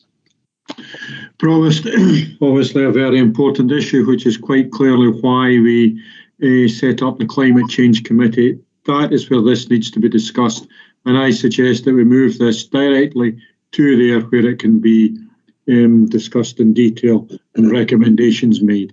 It's not for us here today to decide. Councillor Allison, is that an amendment? I don't know how you frame it. Maybe need to ask Geraldine whether there is a standing order about moving it straight on without discussion. Thank you, Councillor Allison. Geraldine, can you respond to that, please?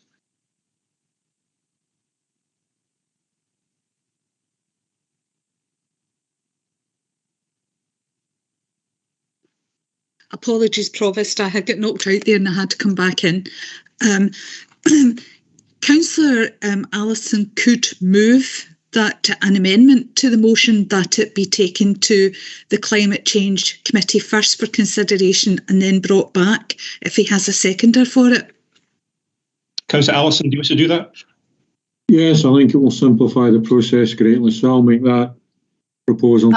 I'll second Councillor Nayland. Thank you. Thank you so much. Do you wish to say anything else, Councillor Allison? No, I think fewer words, quicker done. Okay. If there are no further questions, before I ask Councillor Brown to sum up, do you wish to accept any of these amendments, Councillor Brown?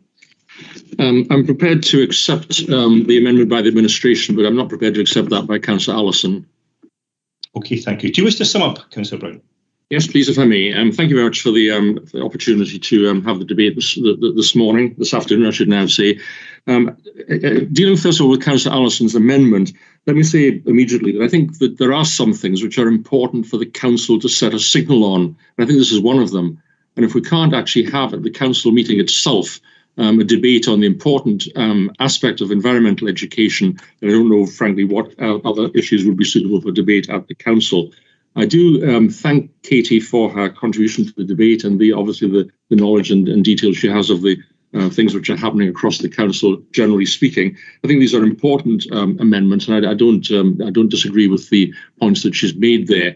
It's clearly important, and I think I'd like to stress this point in conclusion, if I may, that there should be close involvement, as the current arrangements, I think, are providing for, with young people in various ways to try and make sure that the agenda does reflect things which are relevant and important to them. Because as I made my point in the opening comments, they have a perspective which is different to those of us who are a wee bit older. Finally, if I may say so, the Beat the Street thing was mentioned earlier on by myself and also by Katie. It's quite important, and I think it's a good example of the sort of things you can actually do, which not just do good things in themselves, but which make at the end of the day a difference both in the understanding of young people, because of the commitment they give, but also making it relevant to older people too, because they get dragged along their wake. It's talked about. They ask their parents and their grandparents to go round the points where you tap in on the Beat the Street thing and so forth. So it's a very good example in a way of the kind of things which make environmental education real to young people, but also have an implication in terms of making older people too realise, if they don't do so already, the importance of climate change issue. This is an extremely important issue. It is extremely important that we equip our young people with all the knowledge and opportunities that we can to understand this important debate, to be involved in it, to play their part in it, bearing in mind it will, of course, affect much more than ourselves, their own futures going forward. Against that background, as I say, I'm happy to continue with the motion, but as amended by Councillor Loudon's amendment. Thank you very much, Provost. Okay, thank you so much. So Councillor Loudon's amendment is now the motion, and Councillor Allison is the amendment. You want to accept that, Councillor Alex Allison? Yeah. It's almost irrelevant which way we go here, because it has to be discussed at the Climate Change Committee. And all we've done this morning is use a lot of words to say nothing that will then carry forward into the Climate Change Committee, where the actual work will be done. And it was really to circumnavigate this, so it's a bit late, so I don't really think there's much point. Just withdraw it. There's no point. The amendment. Okay, thank you so much. Okay, Susan, could you take us to the vote if there's no more discussion, please? Councillor Brown, do you want to speak? Sorry, no, that's my hand that should have gone down. Sorry about that. Okay, there's no need for a vote here. We're agreed with the motion. Are we agreed? Thank you. Agreed. Thank you very much, everybody. Item 9, COVID-19 recovery arrangements and service reintroduction, pages 31 to 88 in your papers. Then I invite Danny Lowe to speak to the report. Thanks for that, Provost. The purpose of this report this afternoon is to advise members of the wide range of actions that have been taken in response to the COVID-19 pandemic and the steps that we're continuing to take as we respond and look to reintroduce services as soon as is reasonably practicable. To go through the background in sections 3 and 4 of the report, it provides the background from when restrictions were first introduced in March 2020 and how we responded to this initially. So what did we do in the response phase and the plans that we developed and implemented on the back of that. This work all helped to then inform the development of the COVID-19 recovery plan, which was published by the Council in June 2020. And the recovery plan noted the position at that time with regards to service delivery. And it also noted what we were planning to do, both in the short term, which was through to September last year, and in the longer term beyond that. And that was all based on what we knew at the time. For the rest of 2020 and 2021, then we then continued to work under a series of restrictions, but they had mitigations in place to deal with these right through until early August this year when Scotland moved out of the level system. Throughout this time, we kept elected members informed using a comprehensive set of briefings. We also had the recovery board, which was established for the initial response period, and with regular reports to committees and forums. The report highlights again, as you go through it, and it picks out some examples, that despite the many significant challenges that we faced across that period, the council, alongside, and didn't do it alone, alongside their partner organisations, alongside community groups, and alongside a series of individuals as well, we continue to deliver essential services to support individuals, to support families, and also to support businesses. And all of that was in addition to a number of new services that were introduced to help support pandemic-related activities. And some of these included support to the testing and vaccination programme, PPE storage and distribution, and a range of wellbeing and financial supports. So there was a whole raft of activity going on over that period. So that we could do that and comply with the restrictions in place, there was a whole load of work had to go on in the background then to develop safe systems of work and adopt new ways of working and new practices. And that was essentially through more agile ways of working, probably for the most part home working for a lot of staff. And we developed that in partnership, and we developed these arrangements in partnership with the trade unions. It was also the success of doing this and working in these new ways was also very much dependent, and was only made possible through a rapid expansion of the council's remote working capabilities, and all of that's detailed much further in the report in paragraph 5.5. To support our staff then in working to these new arrangements and in these new ways, we undertook regular communication engagement with them and with the trade unions, and we also undertook 2 wellbeing and IT surveys over the course of the year, which we received a positive response to through the returns, and that also helped to inform us going forward in terms of what additional supports we would need to put in place, or what additional IT or other equipment we needed to put in so that we could work efficiently and effectively. So more recently then, so that we could support managers and the workforce going forward, and hopefully as we move through the response phase and more into that reintroduction phase, we put out a service reintroduction toolkit. So that was developed and we issued that in July this year. And this noted that when we were looking to reintroduce services going forward, we'll look to change things so that we make sure that we're making the best use of the technology that's available. We also need to take account of service users' changing needs and demands. So what's changed for service users over the period? How would they like to interact and engage with us differently to make sure that we're incorporating that, not just getting back to the way we were? And we want to make sure that when we're introducing services, then we're doing that in the most efficient and an effective way possible. And that's so that that meets our service needs for today and going forward and into the future, no going back the way. So this is about, how we continue to progress as an organisation. And in paragraph 7.13 in the report, it notes some of the areas that we'll look to benefit from initially. And that will look to be things like we'll continue to look to use virtual meetings going forward, and that helps us to cut down travel time, helps us to be more productive, helps to cut down travel costs and staff costs in terms of making these journeys, and it cuts down our carbon outputs too. We'll look to continue to use agile working arrangements wherever that's appropriate.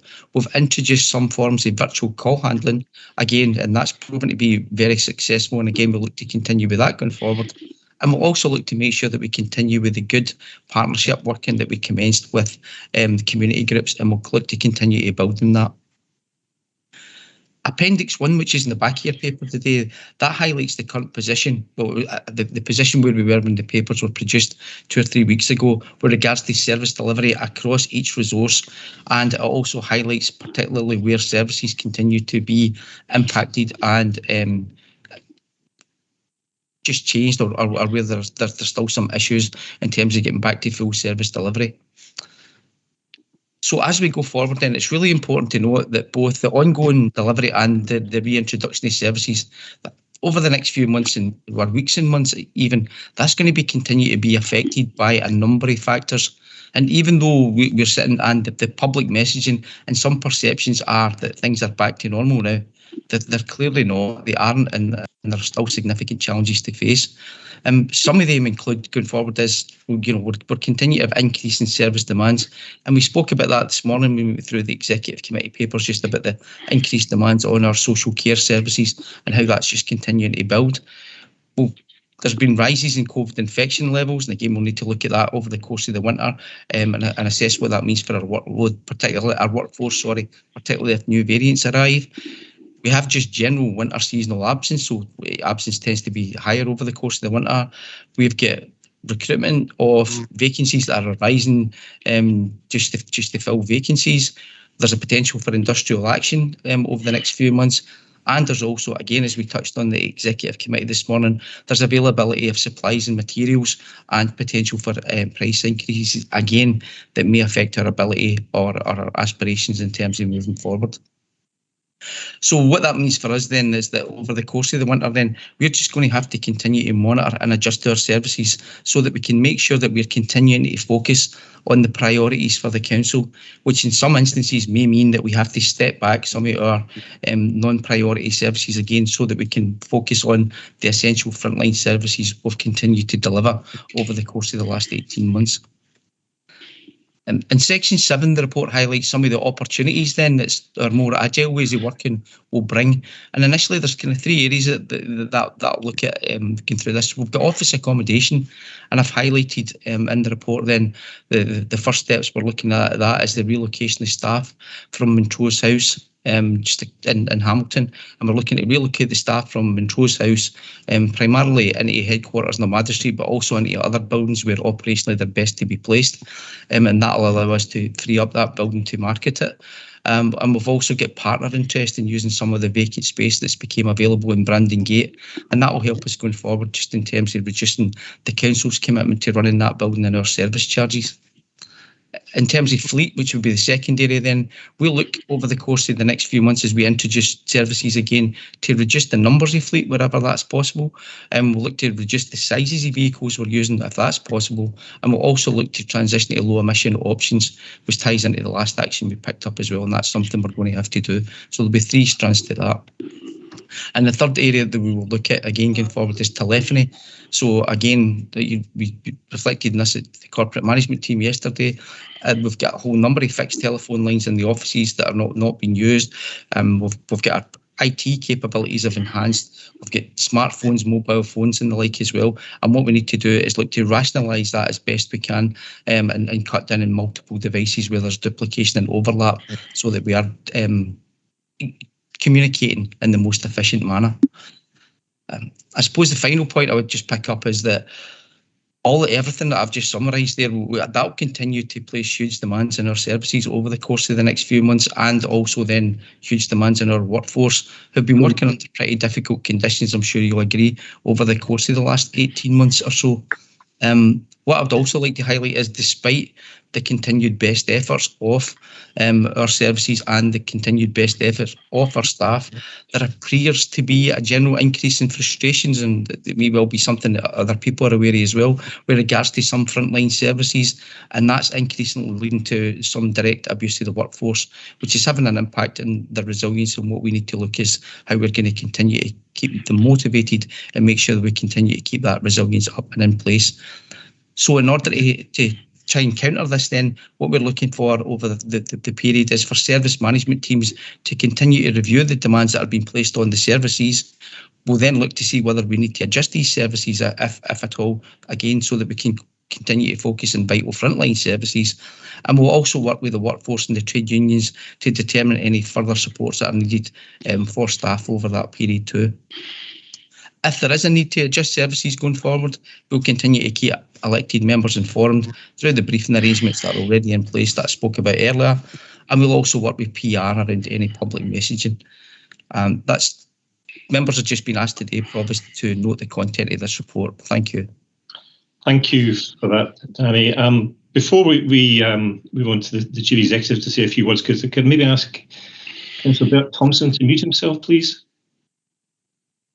Thank you so much. Can I ask the Chief Executive to say a few words, please? Yeah, thanks, Provost. And very briefly, because Danny's given a really good summary of the reports before Council. At the end of the last Executive Committee, members of that committee will be aware that I laid out the current challenges at that time and sought elected members' support. So firstly, I'd like to thank elected members for the support they're giving in terms of their community leadership role in helping us explain the challenges that are currently there, because as Danny's quite rightly mentioned, there are some mixed messages in terms of what people are being encouraged to do in public health terms, and also what they're being encouraged to do in terms of their social life. Over the last few weeks, we have seen in Scotland and in Lanarkshire, as part of that, the highest ever numbers of positive cases of the coronavirus. And this is at a higher peak than we saw in the earlier waves during 2020. Yes, fewer people, thankfully, are getting seriously ill, but even a small percentage of what is now very large numbers of cases manifests itself in huge pressure at the front door of our hospitals, in bed capacities, in primary care, the pressure on our GP services as well.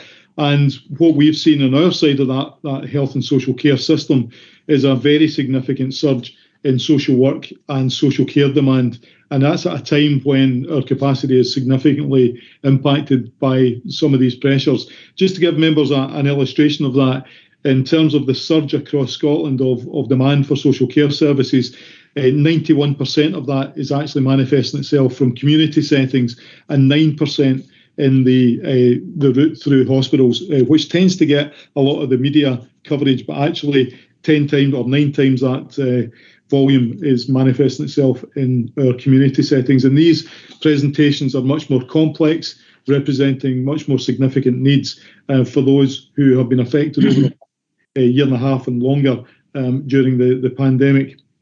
It's also happening at a time where we are in planning for the pre-winter period. So what we've seen is beyond what we would normally see in a seasonal winter period in terms of the seasonal flu and various other impacts that would challenge us. So you double this up, and that's the reality of what our services are dealing with. And it impacts right across council in terms of a range of services, in terms of housing and in terms of money matters and all sorts of presentations that have stepped up that demand. What I'd like to do as part of that is, beyond thanking elected members for helping us explain this position to constituents, is also to recognise the work of our staff, the work within the council, the partner agencies we work with, our third sector colleagues, and also to give a mention to the very proactive approach that our trade unions have played in helping us take forward safely the work of the council. But the frustrations Danny mentioned are there. It's not back to normal. That's the message that we all need to take away. It's unlikely that the normal we used to know will ever be returned. And I do acknowledge there is some mixed messaging when 50,000 people go to the Transmit music event or turn up at a big football match, etc., or some of the social activities that people are permitted to undertake now, with some of the precautions that we need to continue to undertake in terms of council services, and also the limits in terms of the capacity for what we can do. And we're also in a very, very uncertain financial period that those who attended the executive committee this morning will have heard from Paul Manning. So, as I said, the takeaway for today is please continue to help us explain the challenges that we are facing, to acknowledge that we'll need to be fleet of foot over the winter period. It's not unidirectional towards a normal. We may have to step back depending on where this pandemic takes us over that period. We will continue to provide the level of communications that hopefully members have benefited from over the last year and a half. It is considerably greater than many of your colleagues will have received across Scotland. And just an acknowledgement, our staff have been sprinting now for 19 months. This feels very much like a marathon, but we've never been able to pause and take a real breather on this. So hopefully members will recognise some of those comments. You'll be aware just how hard this council has been working to try and protect the vulnerable people in their communities and to help us towards recovery when we can eventually do that. Thanks, Provost. I'll leave it there. Thanks.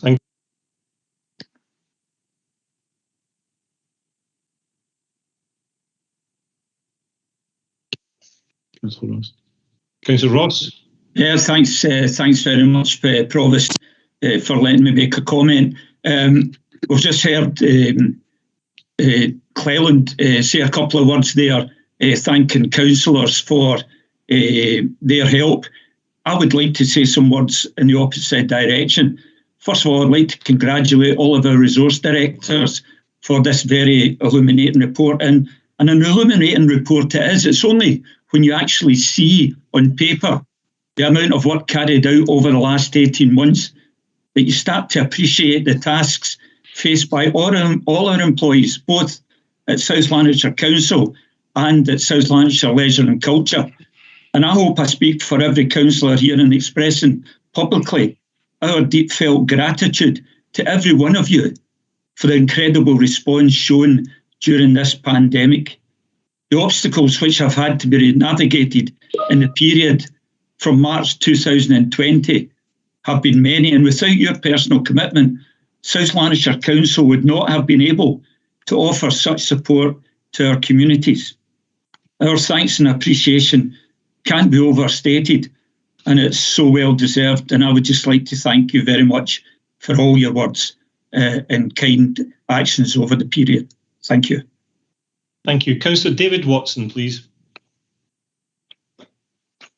Thanks, Provost, and thanks, Danny, for a thoroughly comprehensive report and this graveyard shift of a long day.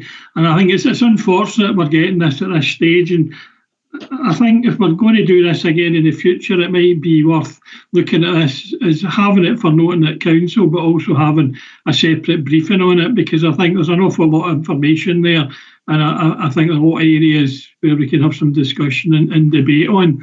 A couple of points I'd like to pick out of it, and I apologise up front, these sound negative, because I think that there is a lot of good work going on, but I'm just going to reiterate some of the issues that have been brought to me as part and parcel of my role as a councillor. And I think one of them is about communication. When constituents maybe want to contact the council, I think there's a feeling that the call handling isn't as good as it could be, and that the issues aren't getting picked up as well as it could be from when folk are wanting to make contact with call centres. That's anecdotal, I have to say, so please take it on that basis. The second point refers to page 53 on appendix about opening up a service. And again, this is a specific point about outdoor recreation that's been brought to my attention, and concerns of football teams getting access to pavilions and some for changing purposes. And what I'm being told is that there seems to be different authorities looking at this in different ways. One issue being access for adults to get changed in a pavilion, whereas just now they're having to get changed in car parks, and they might be changing over, for example, a girls' team coming off the pitches and adult males changing to get on a pitch, and it's not that appropriate.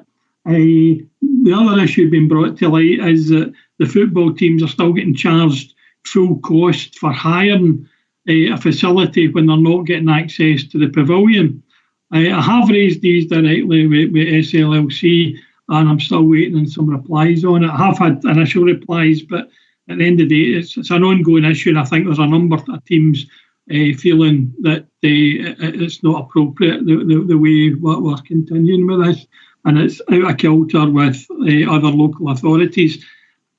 Again, that's what I'm being told, but I think it's worth highlighting. Thanks again. Thank you very much. Maybe good week, Councillor Watson. Can maybe ask Paul Manning to respond to the call handling issue, and we'll pick up the other issues with SLLC. Paul Manning. Thanks, Councillor Watson. Just to come back on the point around call response times, I suppose what I can answer for are calls coming into the council's contact centre. So for that, we do have good monitoring data in terms of how long it's taking to answer calls that go unanswered. And at the moment, I must admit, the figures are actually looking pretty good, right, given some of the pressures across the past year.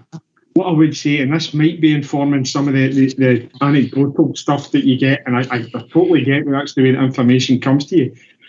A whole number of services have been sort of brought up some maybe put to the side across the period of the last 18 months. So if you think about some of the wellbeing lines that have been run and the people that we've had to use in order to man them, that has in some occasions, maybe particularly back in the early stages of the pandemic, meant that things around, for example, council tax and non-domestic rates went further to the back of the queue across that period of the time where we weren't, for example, pursuing those debts. So I can't pretend to you, right, that there haven't been ups and downs across the way. These are getting monitored. At the moment, it is holding up pretty well, though, in terms of those response times. Now, that is for things that get picked up through that customer contact centre. There are obviously other lines across the council. But where it would help me to address these issues, if you let me know where you've got problems or where people are having problems, we can try our best to see if we can get an answer on them. Thanks. Thank you. Councillor Margaret Walker, please. Thank you, Provost. Thank you for producing the report. There's a lot of information in it.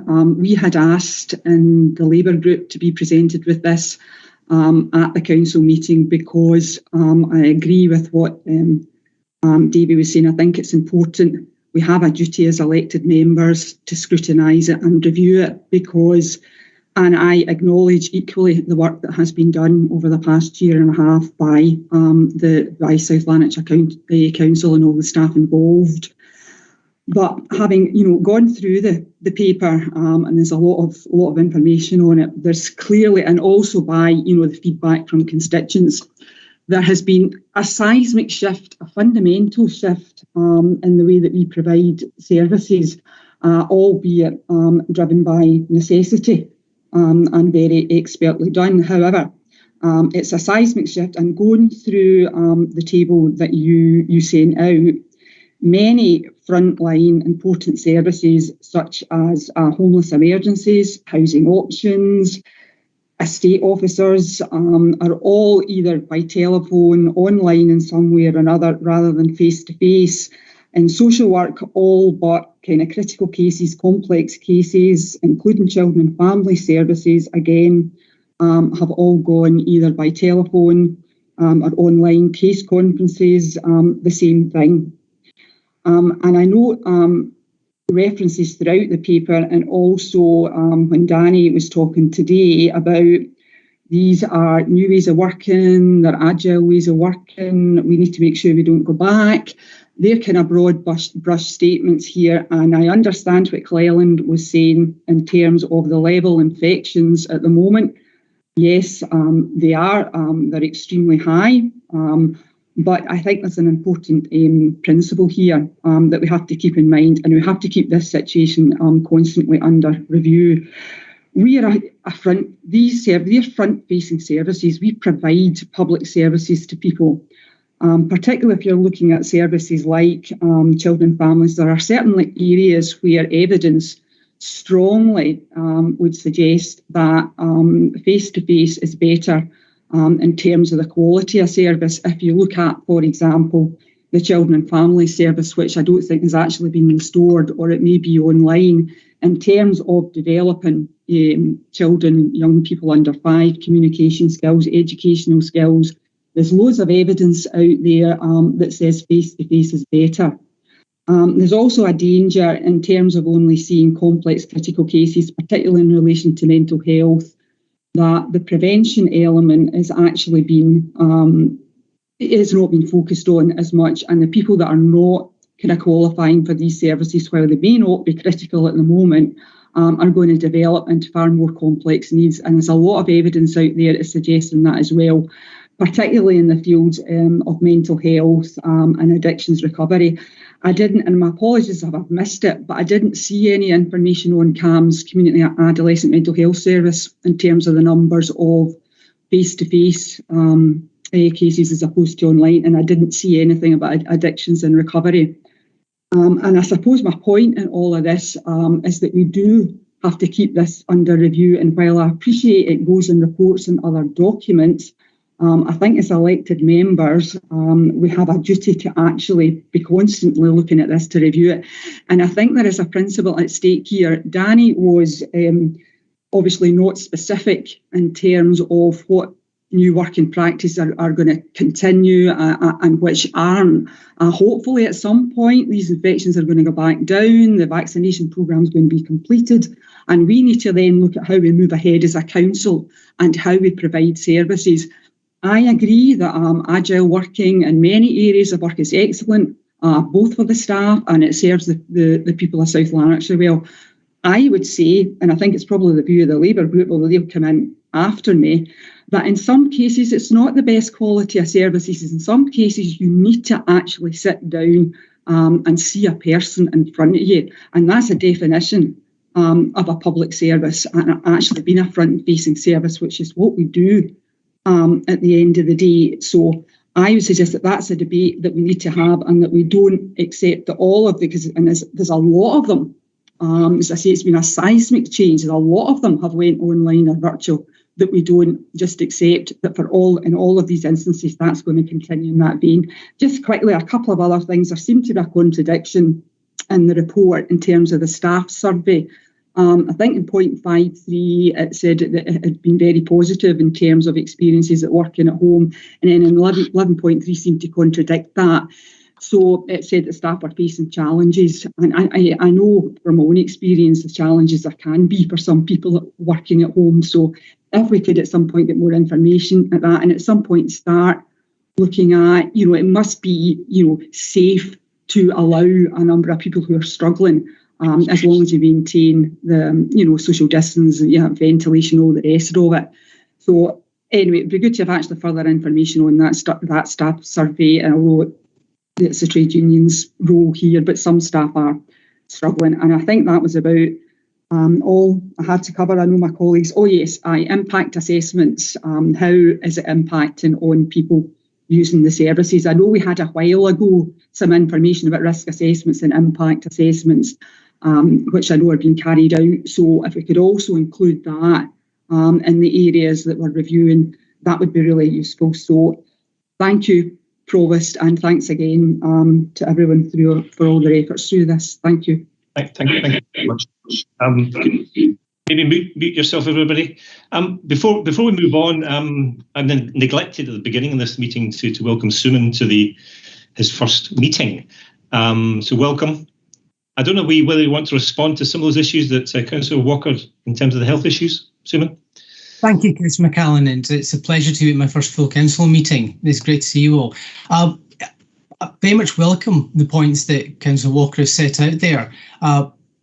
Let's be clear, as the Chief Executive already set out, we are still in the midst of this pandemic.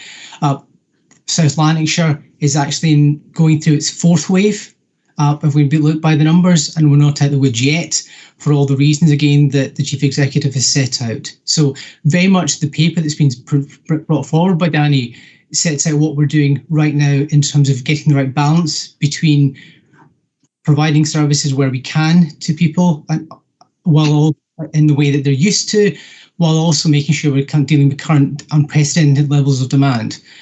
What I would say is that firstly, our staff do value your support with that, but we need your help in terms of messaging with the public so that they really understand the significant pressures and challenges that presents.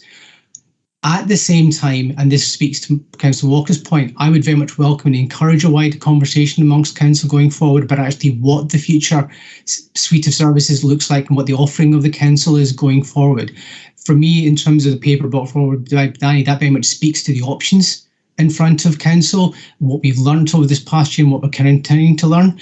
There are decisions to be made by council, whether it be to do with my own resource or indeed for others. And Councillor Walker's right, that's entirely legitimate to have a lively conversation about that engages the breadth of our community.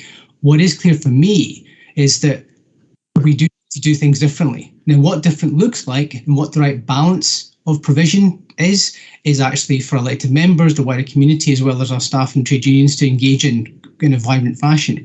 But we do need to do things differently for all the reasons we've talked about today, whether it be to do with the challenges of the pandemic, whether it be to do with the challenges of public finances, or critically, whether it be to do with the challenges of the climate emergency, which Council has already talked about today.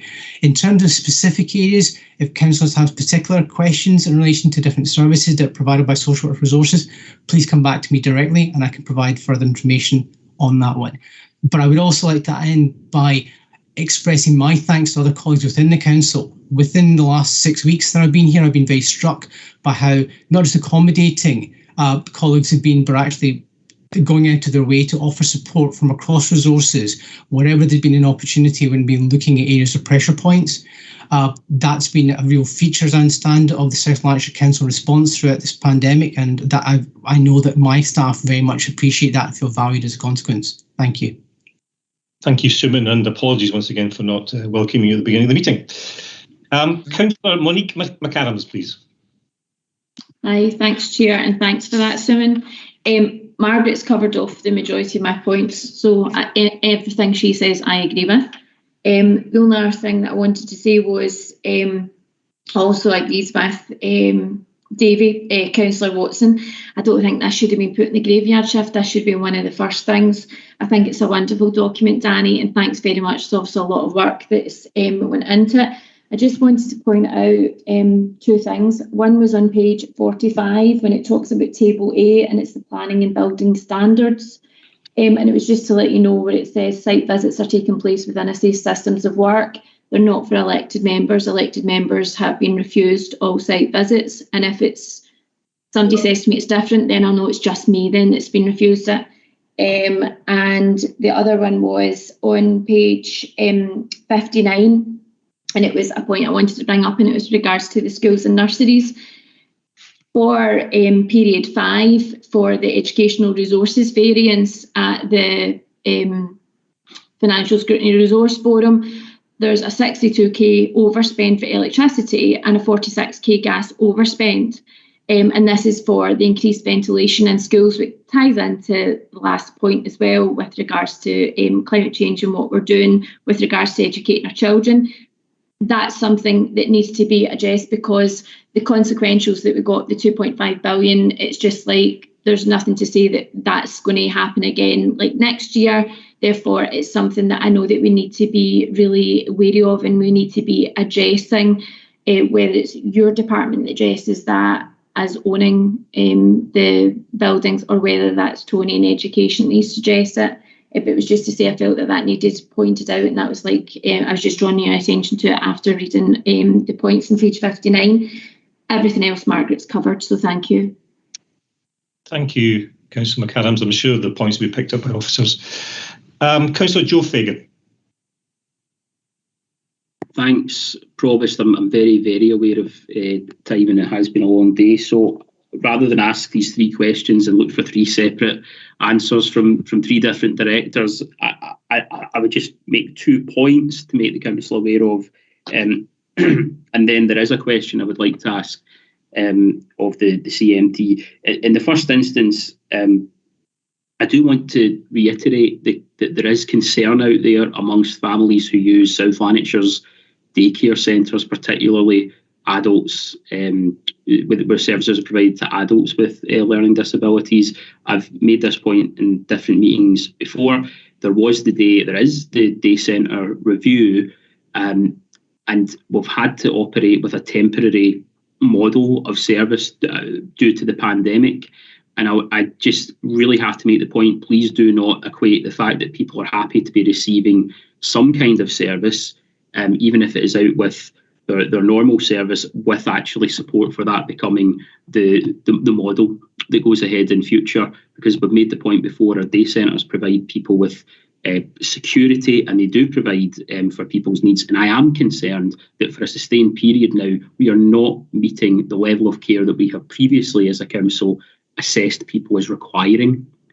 So that is the first point I make, because I know that there are bold decisions, and that are going to have to be taken at some point in future. And I do not want people with adults and with learning disabilities to be disadvantaged in any way. We need to make sure that we get that process of reform right for them. The other point I want to make is just around face-to-face meetings, and understand that there are all sorts of reasons why we would be doing things online, as Danny set out at the start of the meeting.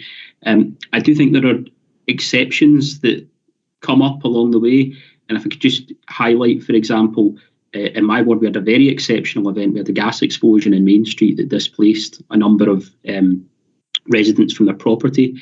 And there are lots of complex inquiries that come out of that I think sometimes are best addressed through a face-to-face meeting as opposed to online or by telephone or by email. So I just put it out there, not for response, but just to say I think there are examples that we will find along the way of where we maybe need to just do things a bit differently in a COVID-safe way. The question that I really do want to make and get to is just because it seems to be cross-cutting. We know there are labour shortages as well as supply shortages just now, but it does seem to be, if I look at throughout the documents that have been presented, and thank you to those who have produced those documents, the recruitment and vacancies that we continue to run with are a factor in services not being restored. So if I could use an example that's been raised with me just today, if we think about sort of swimming pool attendance, for example, I understand that not being able to properly ventilate a locker room or a changing room is a factor that will affect services. But when I've just been digging into that, it seems that a lack of staff and vacancies that we're continuing to operate is one of the reasons we haven't been able to build up that particular service. And it seems as I read through the document that it's the same for community lets, it's the same for libraries, it's the same for different areas of service, not just areas where there are particular issues that we're all aware about, such as like HGV licenses. So my question then is about recruitment, because it seems to be these aren't necessarily areas where there's a specific skill shortage. It just seems that these are areas where we haven't been able to gear up recruitment.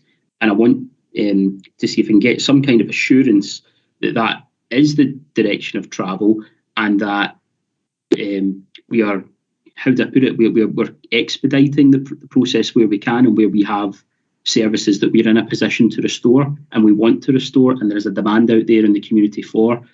But a lack of recruitment or delays in recruitment are one of the issues that we're having to deal with. So that's the question I'm looking for a response on. The other 2 points were really just points to make, and while I do have everyone's attention just now, I would absolutely echo the remarks that have been made about the admiration that so many of us have for the frontline workforce in particular, but for all council workers who have helped South Lanarkshire through the crisis.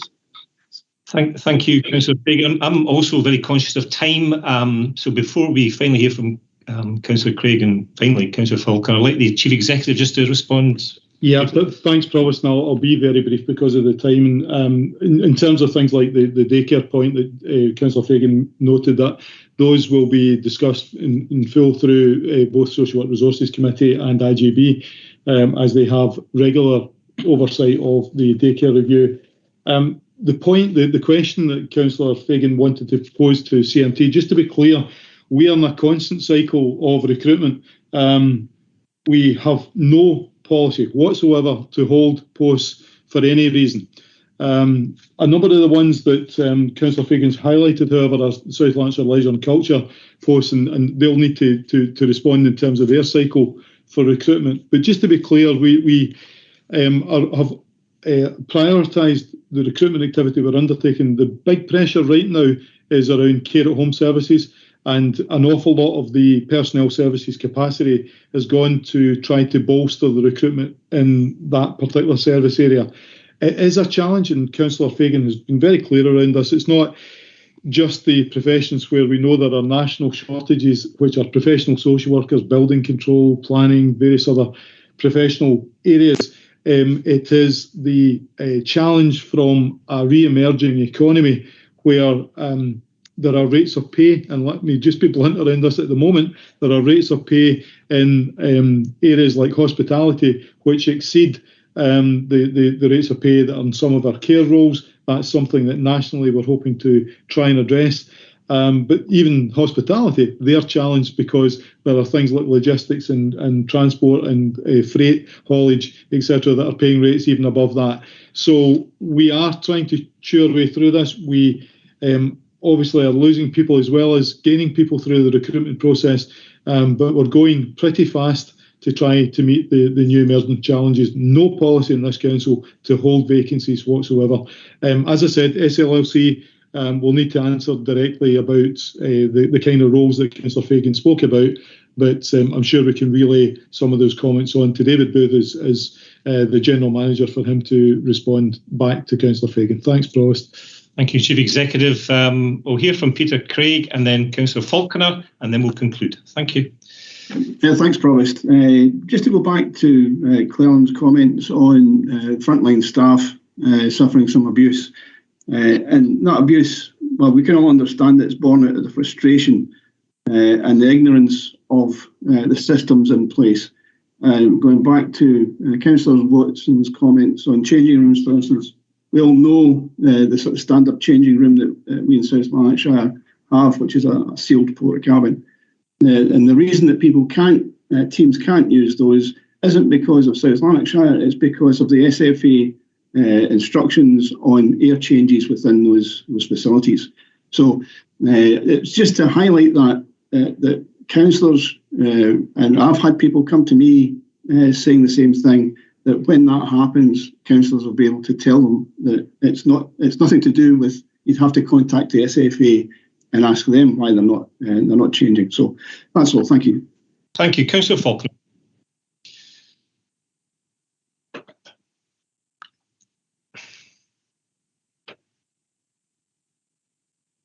Thanks, Provost.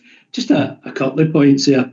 And I know one of the things Danny raised about the Montrose House shutting and the staff moving into the main building.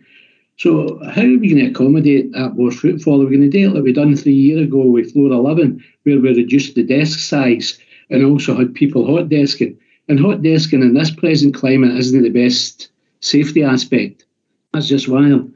The other question is, in the bottom of page 81, the bullet point, local councillors and MPs in relation to day services not opening immediately. For example, I've worked in this game for 20 years and I've never known a day service of 50 people. But my point is, and the Chief Executive raised it, the daycare review, which I've got a copy of this here, and it points out that there's 667 people use daycare, and they've done a consultation, and 438 people who used were involved. That's 70%. When we look at the council budget, can't even get 0.5%. I mean, that's some response they've got there, involving people with dementia, frail elderly, adults with young adults with learning difficulties. The big problem we've got is, and young adults, Joe's already raised that point, but it's older people with dementia and their carers.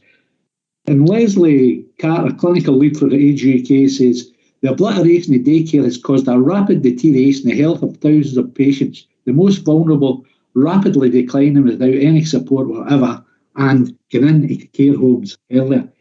And we've got this kind of gist that, hey, and people are getting told that the daycare is getting withdrawn. Right, North Lanarkshire, we're neighbours, and in fact we're partners in Lanarkshire Health and Social Care, have reversed that decision. They're no accepting MD for outreach, they're accepting people for daycare provision. And I think we can't be led down this road, as we say, daycare. It's a costly thing. It costs between £72 and £108 per day to provide daycare. They also mentioned that the transport costs £4,000 per year per adult. This is a cost exercise, and we shouldn't be putting the health and well-being of our elderly population as a cost exercise. Thanks, Chair. Thank you, Councillor Falconer. Can I ask that members note to the report, please? I'm not getting an answer. Agreed. Well, Councillor Falconer, officers will respond to you on that one, I'm sure. Okay, thank you. And can I also express my own personal thanks to all of South Lanarkshire staff for the amazing efforts they've made over the past 18 months. Thank you so much. Item 10 and 11 are for noting only. Item 10, question on breakfast clubs. I can advise that questions from Councillor Brown are on page 89, and the response by Executive Director Education Resources are on page is 91 to 94. Can I ask that members note the content, please? Agreed. Agreed. There is a point of order, Chair, for me. Councillor Brown, point of order. Yes, thank you very much, Provost. This question, both these questions in my name are raised under Rule 18A of the Standing Orders. Now, as far as I'm aware, it's the first time the procedure has been used in the whole history of the Council, and perhaps that's a demonstration that it's not fit for purpose. In both instances, I think the information elicited might have been of interest to many colleagues who, like myself, would have liked the opportunity to pursue other questions around it at full council. Standing Order 18, however, appears to forbid this, and I think you said that yourself, indicating there'll be no discussion about any questions or answers brought in this way. I wonder, first of all, if you confirm that that's the position, and whether you'd agree that such a limited process is inadequate in any democratic council. Are you aware that many other councils have a proper question time, sometimes including even direct questions by the public? And would you be agreeable to the matter being remitted to the Standards and Procedures Forum to consider whether a proper question time process might be put in place for the next council? Sorry to take your time, Provost, but I think it's an important issue. Thank you very much. Thank you, Councillor Brown. Yes, I can confirm that this is the first time it's reviewed, and I would like to just pass on to Geraldine McCanty to confirm the legal aspects of it. Thank you, Provost. We have to work within the wording of the current standing order, which prohibits discussion. As councillors know, there will be a full review of all the standing orders and procedural arrangements to allow new procedural arrangements to be presented to the Council in May at its statutory meeting, and the Standards, Procedures and Advisory Forum is leading on that. All members will have the opportunity to be consulted and to feed into that process so that an informed decision can be taken in May. Thank you, Provost. Thank you, Geraldine. So to complete item 10, can I ask that members note the contents, please? Agreed. Thank you. And item 11, questions, play parts. I can advise that questions from Councillor Brown on page 95, and response by Executive Director of Community Enterprise was on pages 97 to 100. Can I ask the members note the contents, please? Noted. Thank you so much. Item 12, close of meeting. I have no urgent business. Thank you, everybody. Thanks, Provost. Thanks, Provost. Thank you.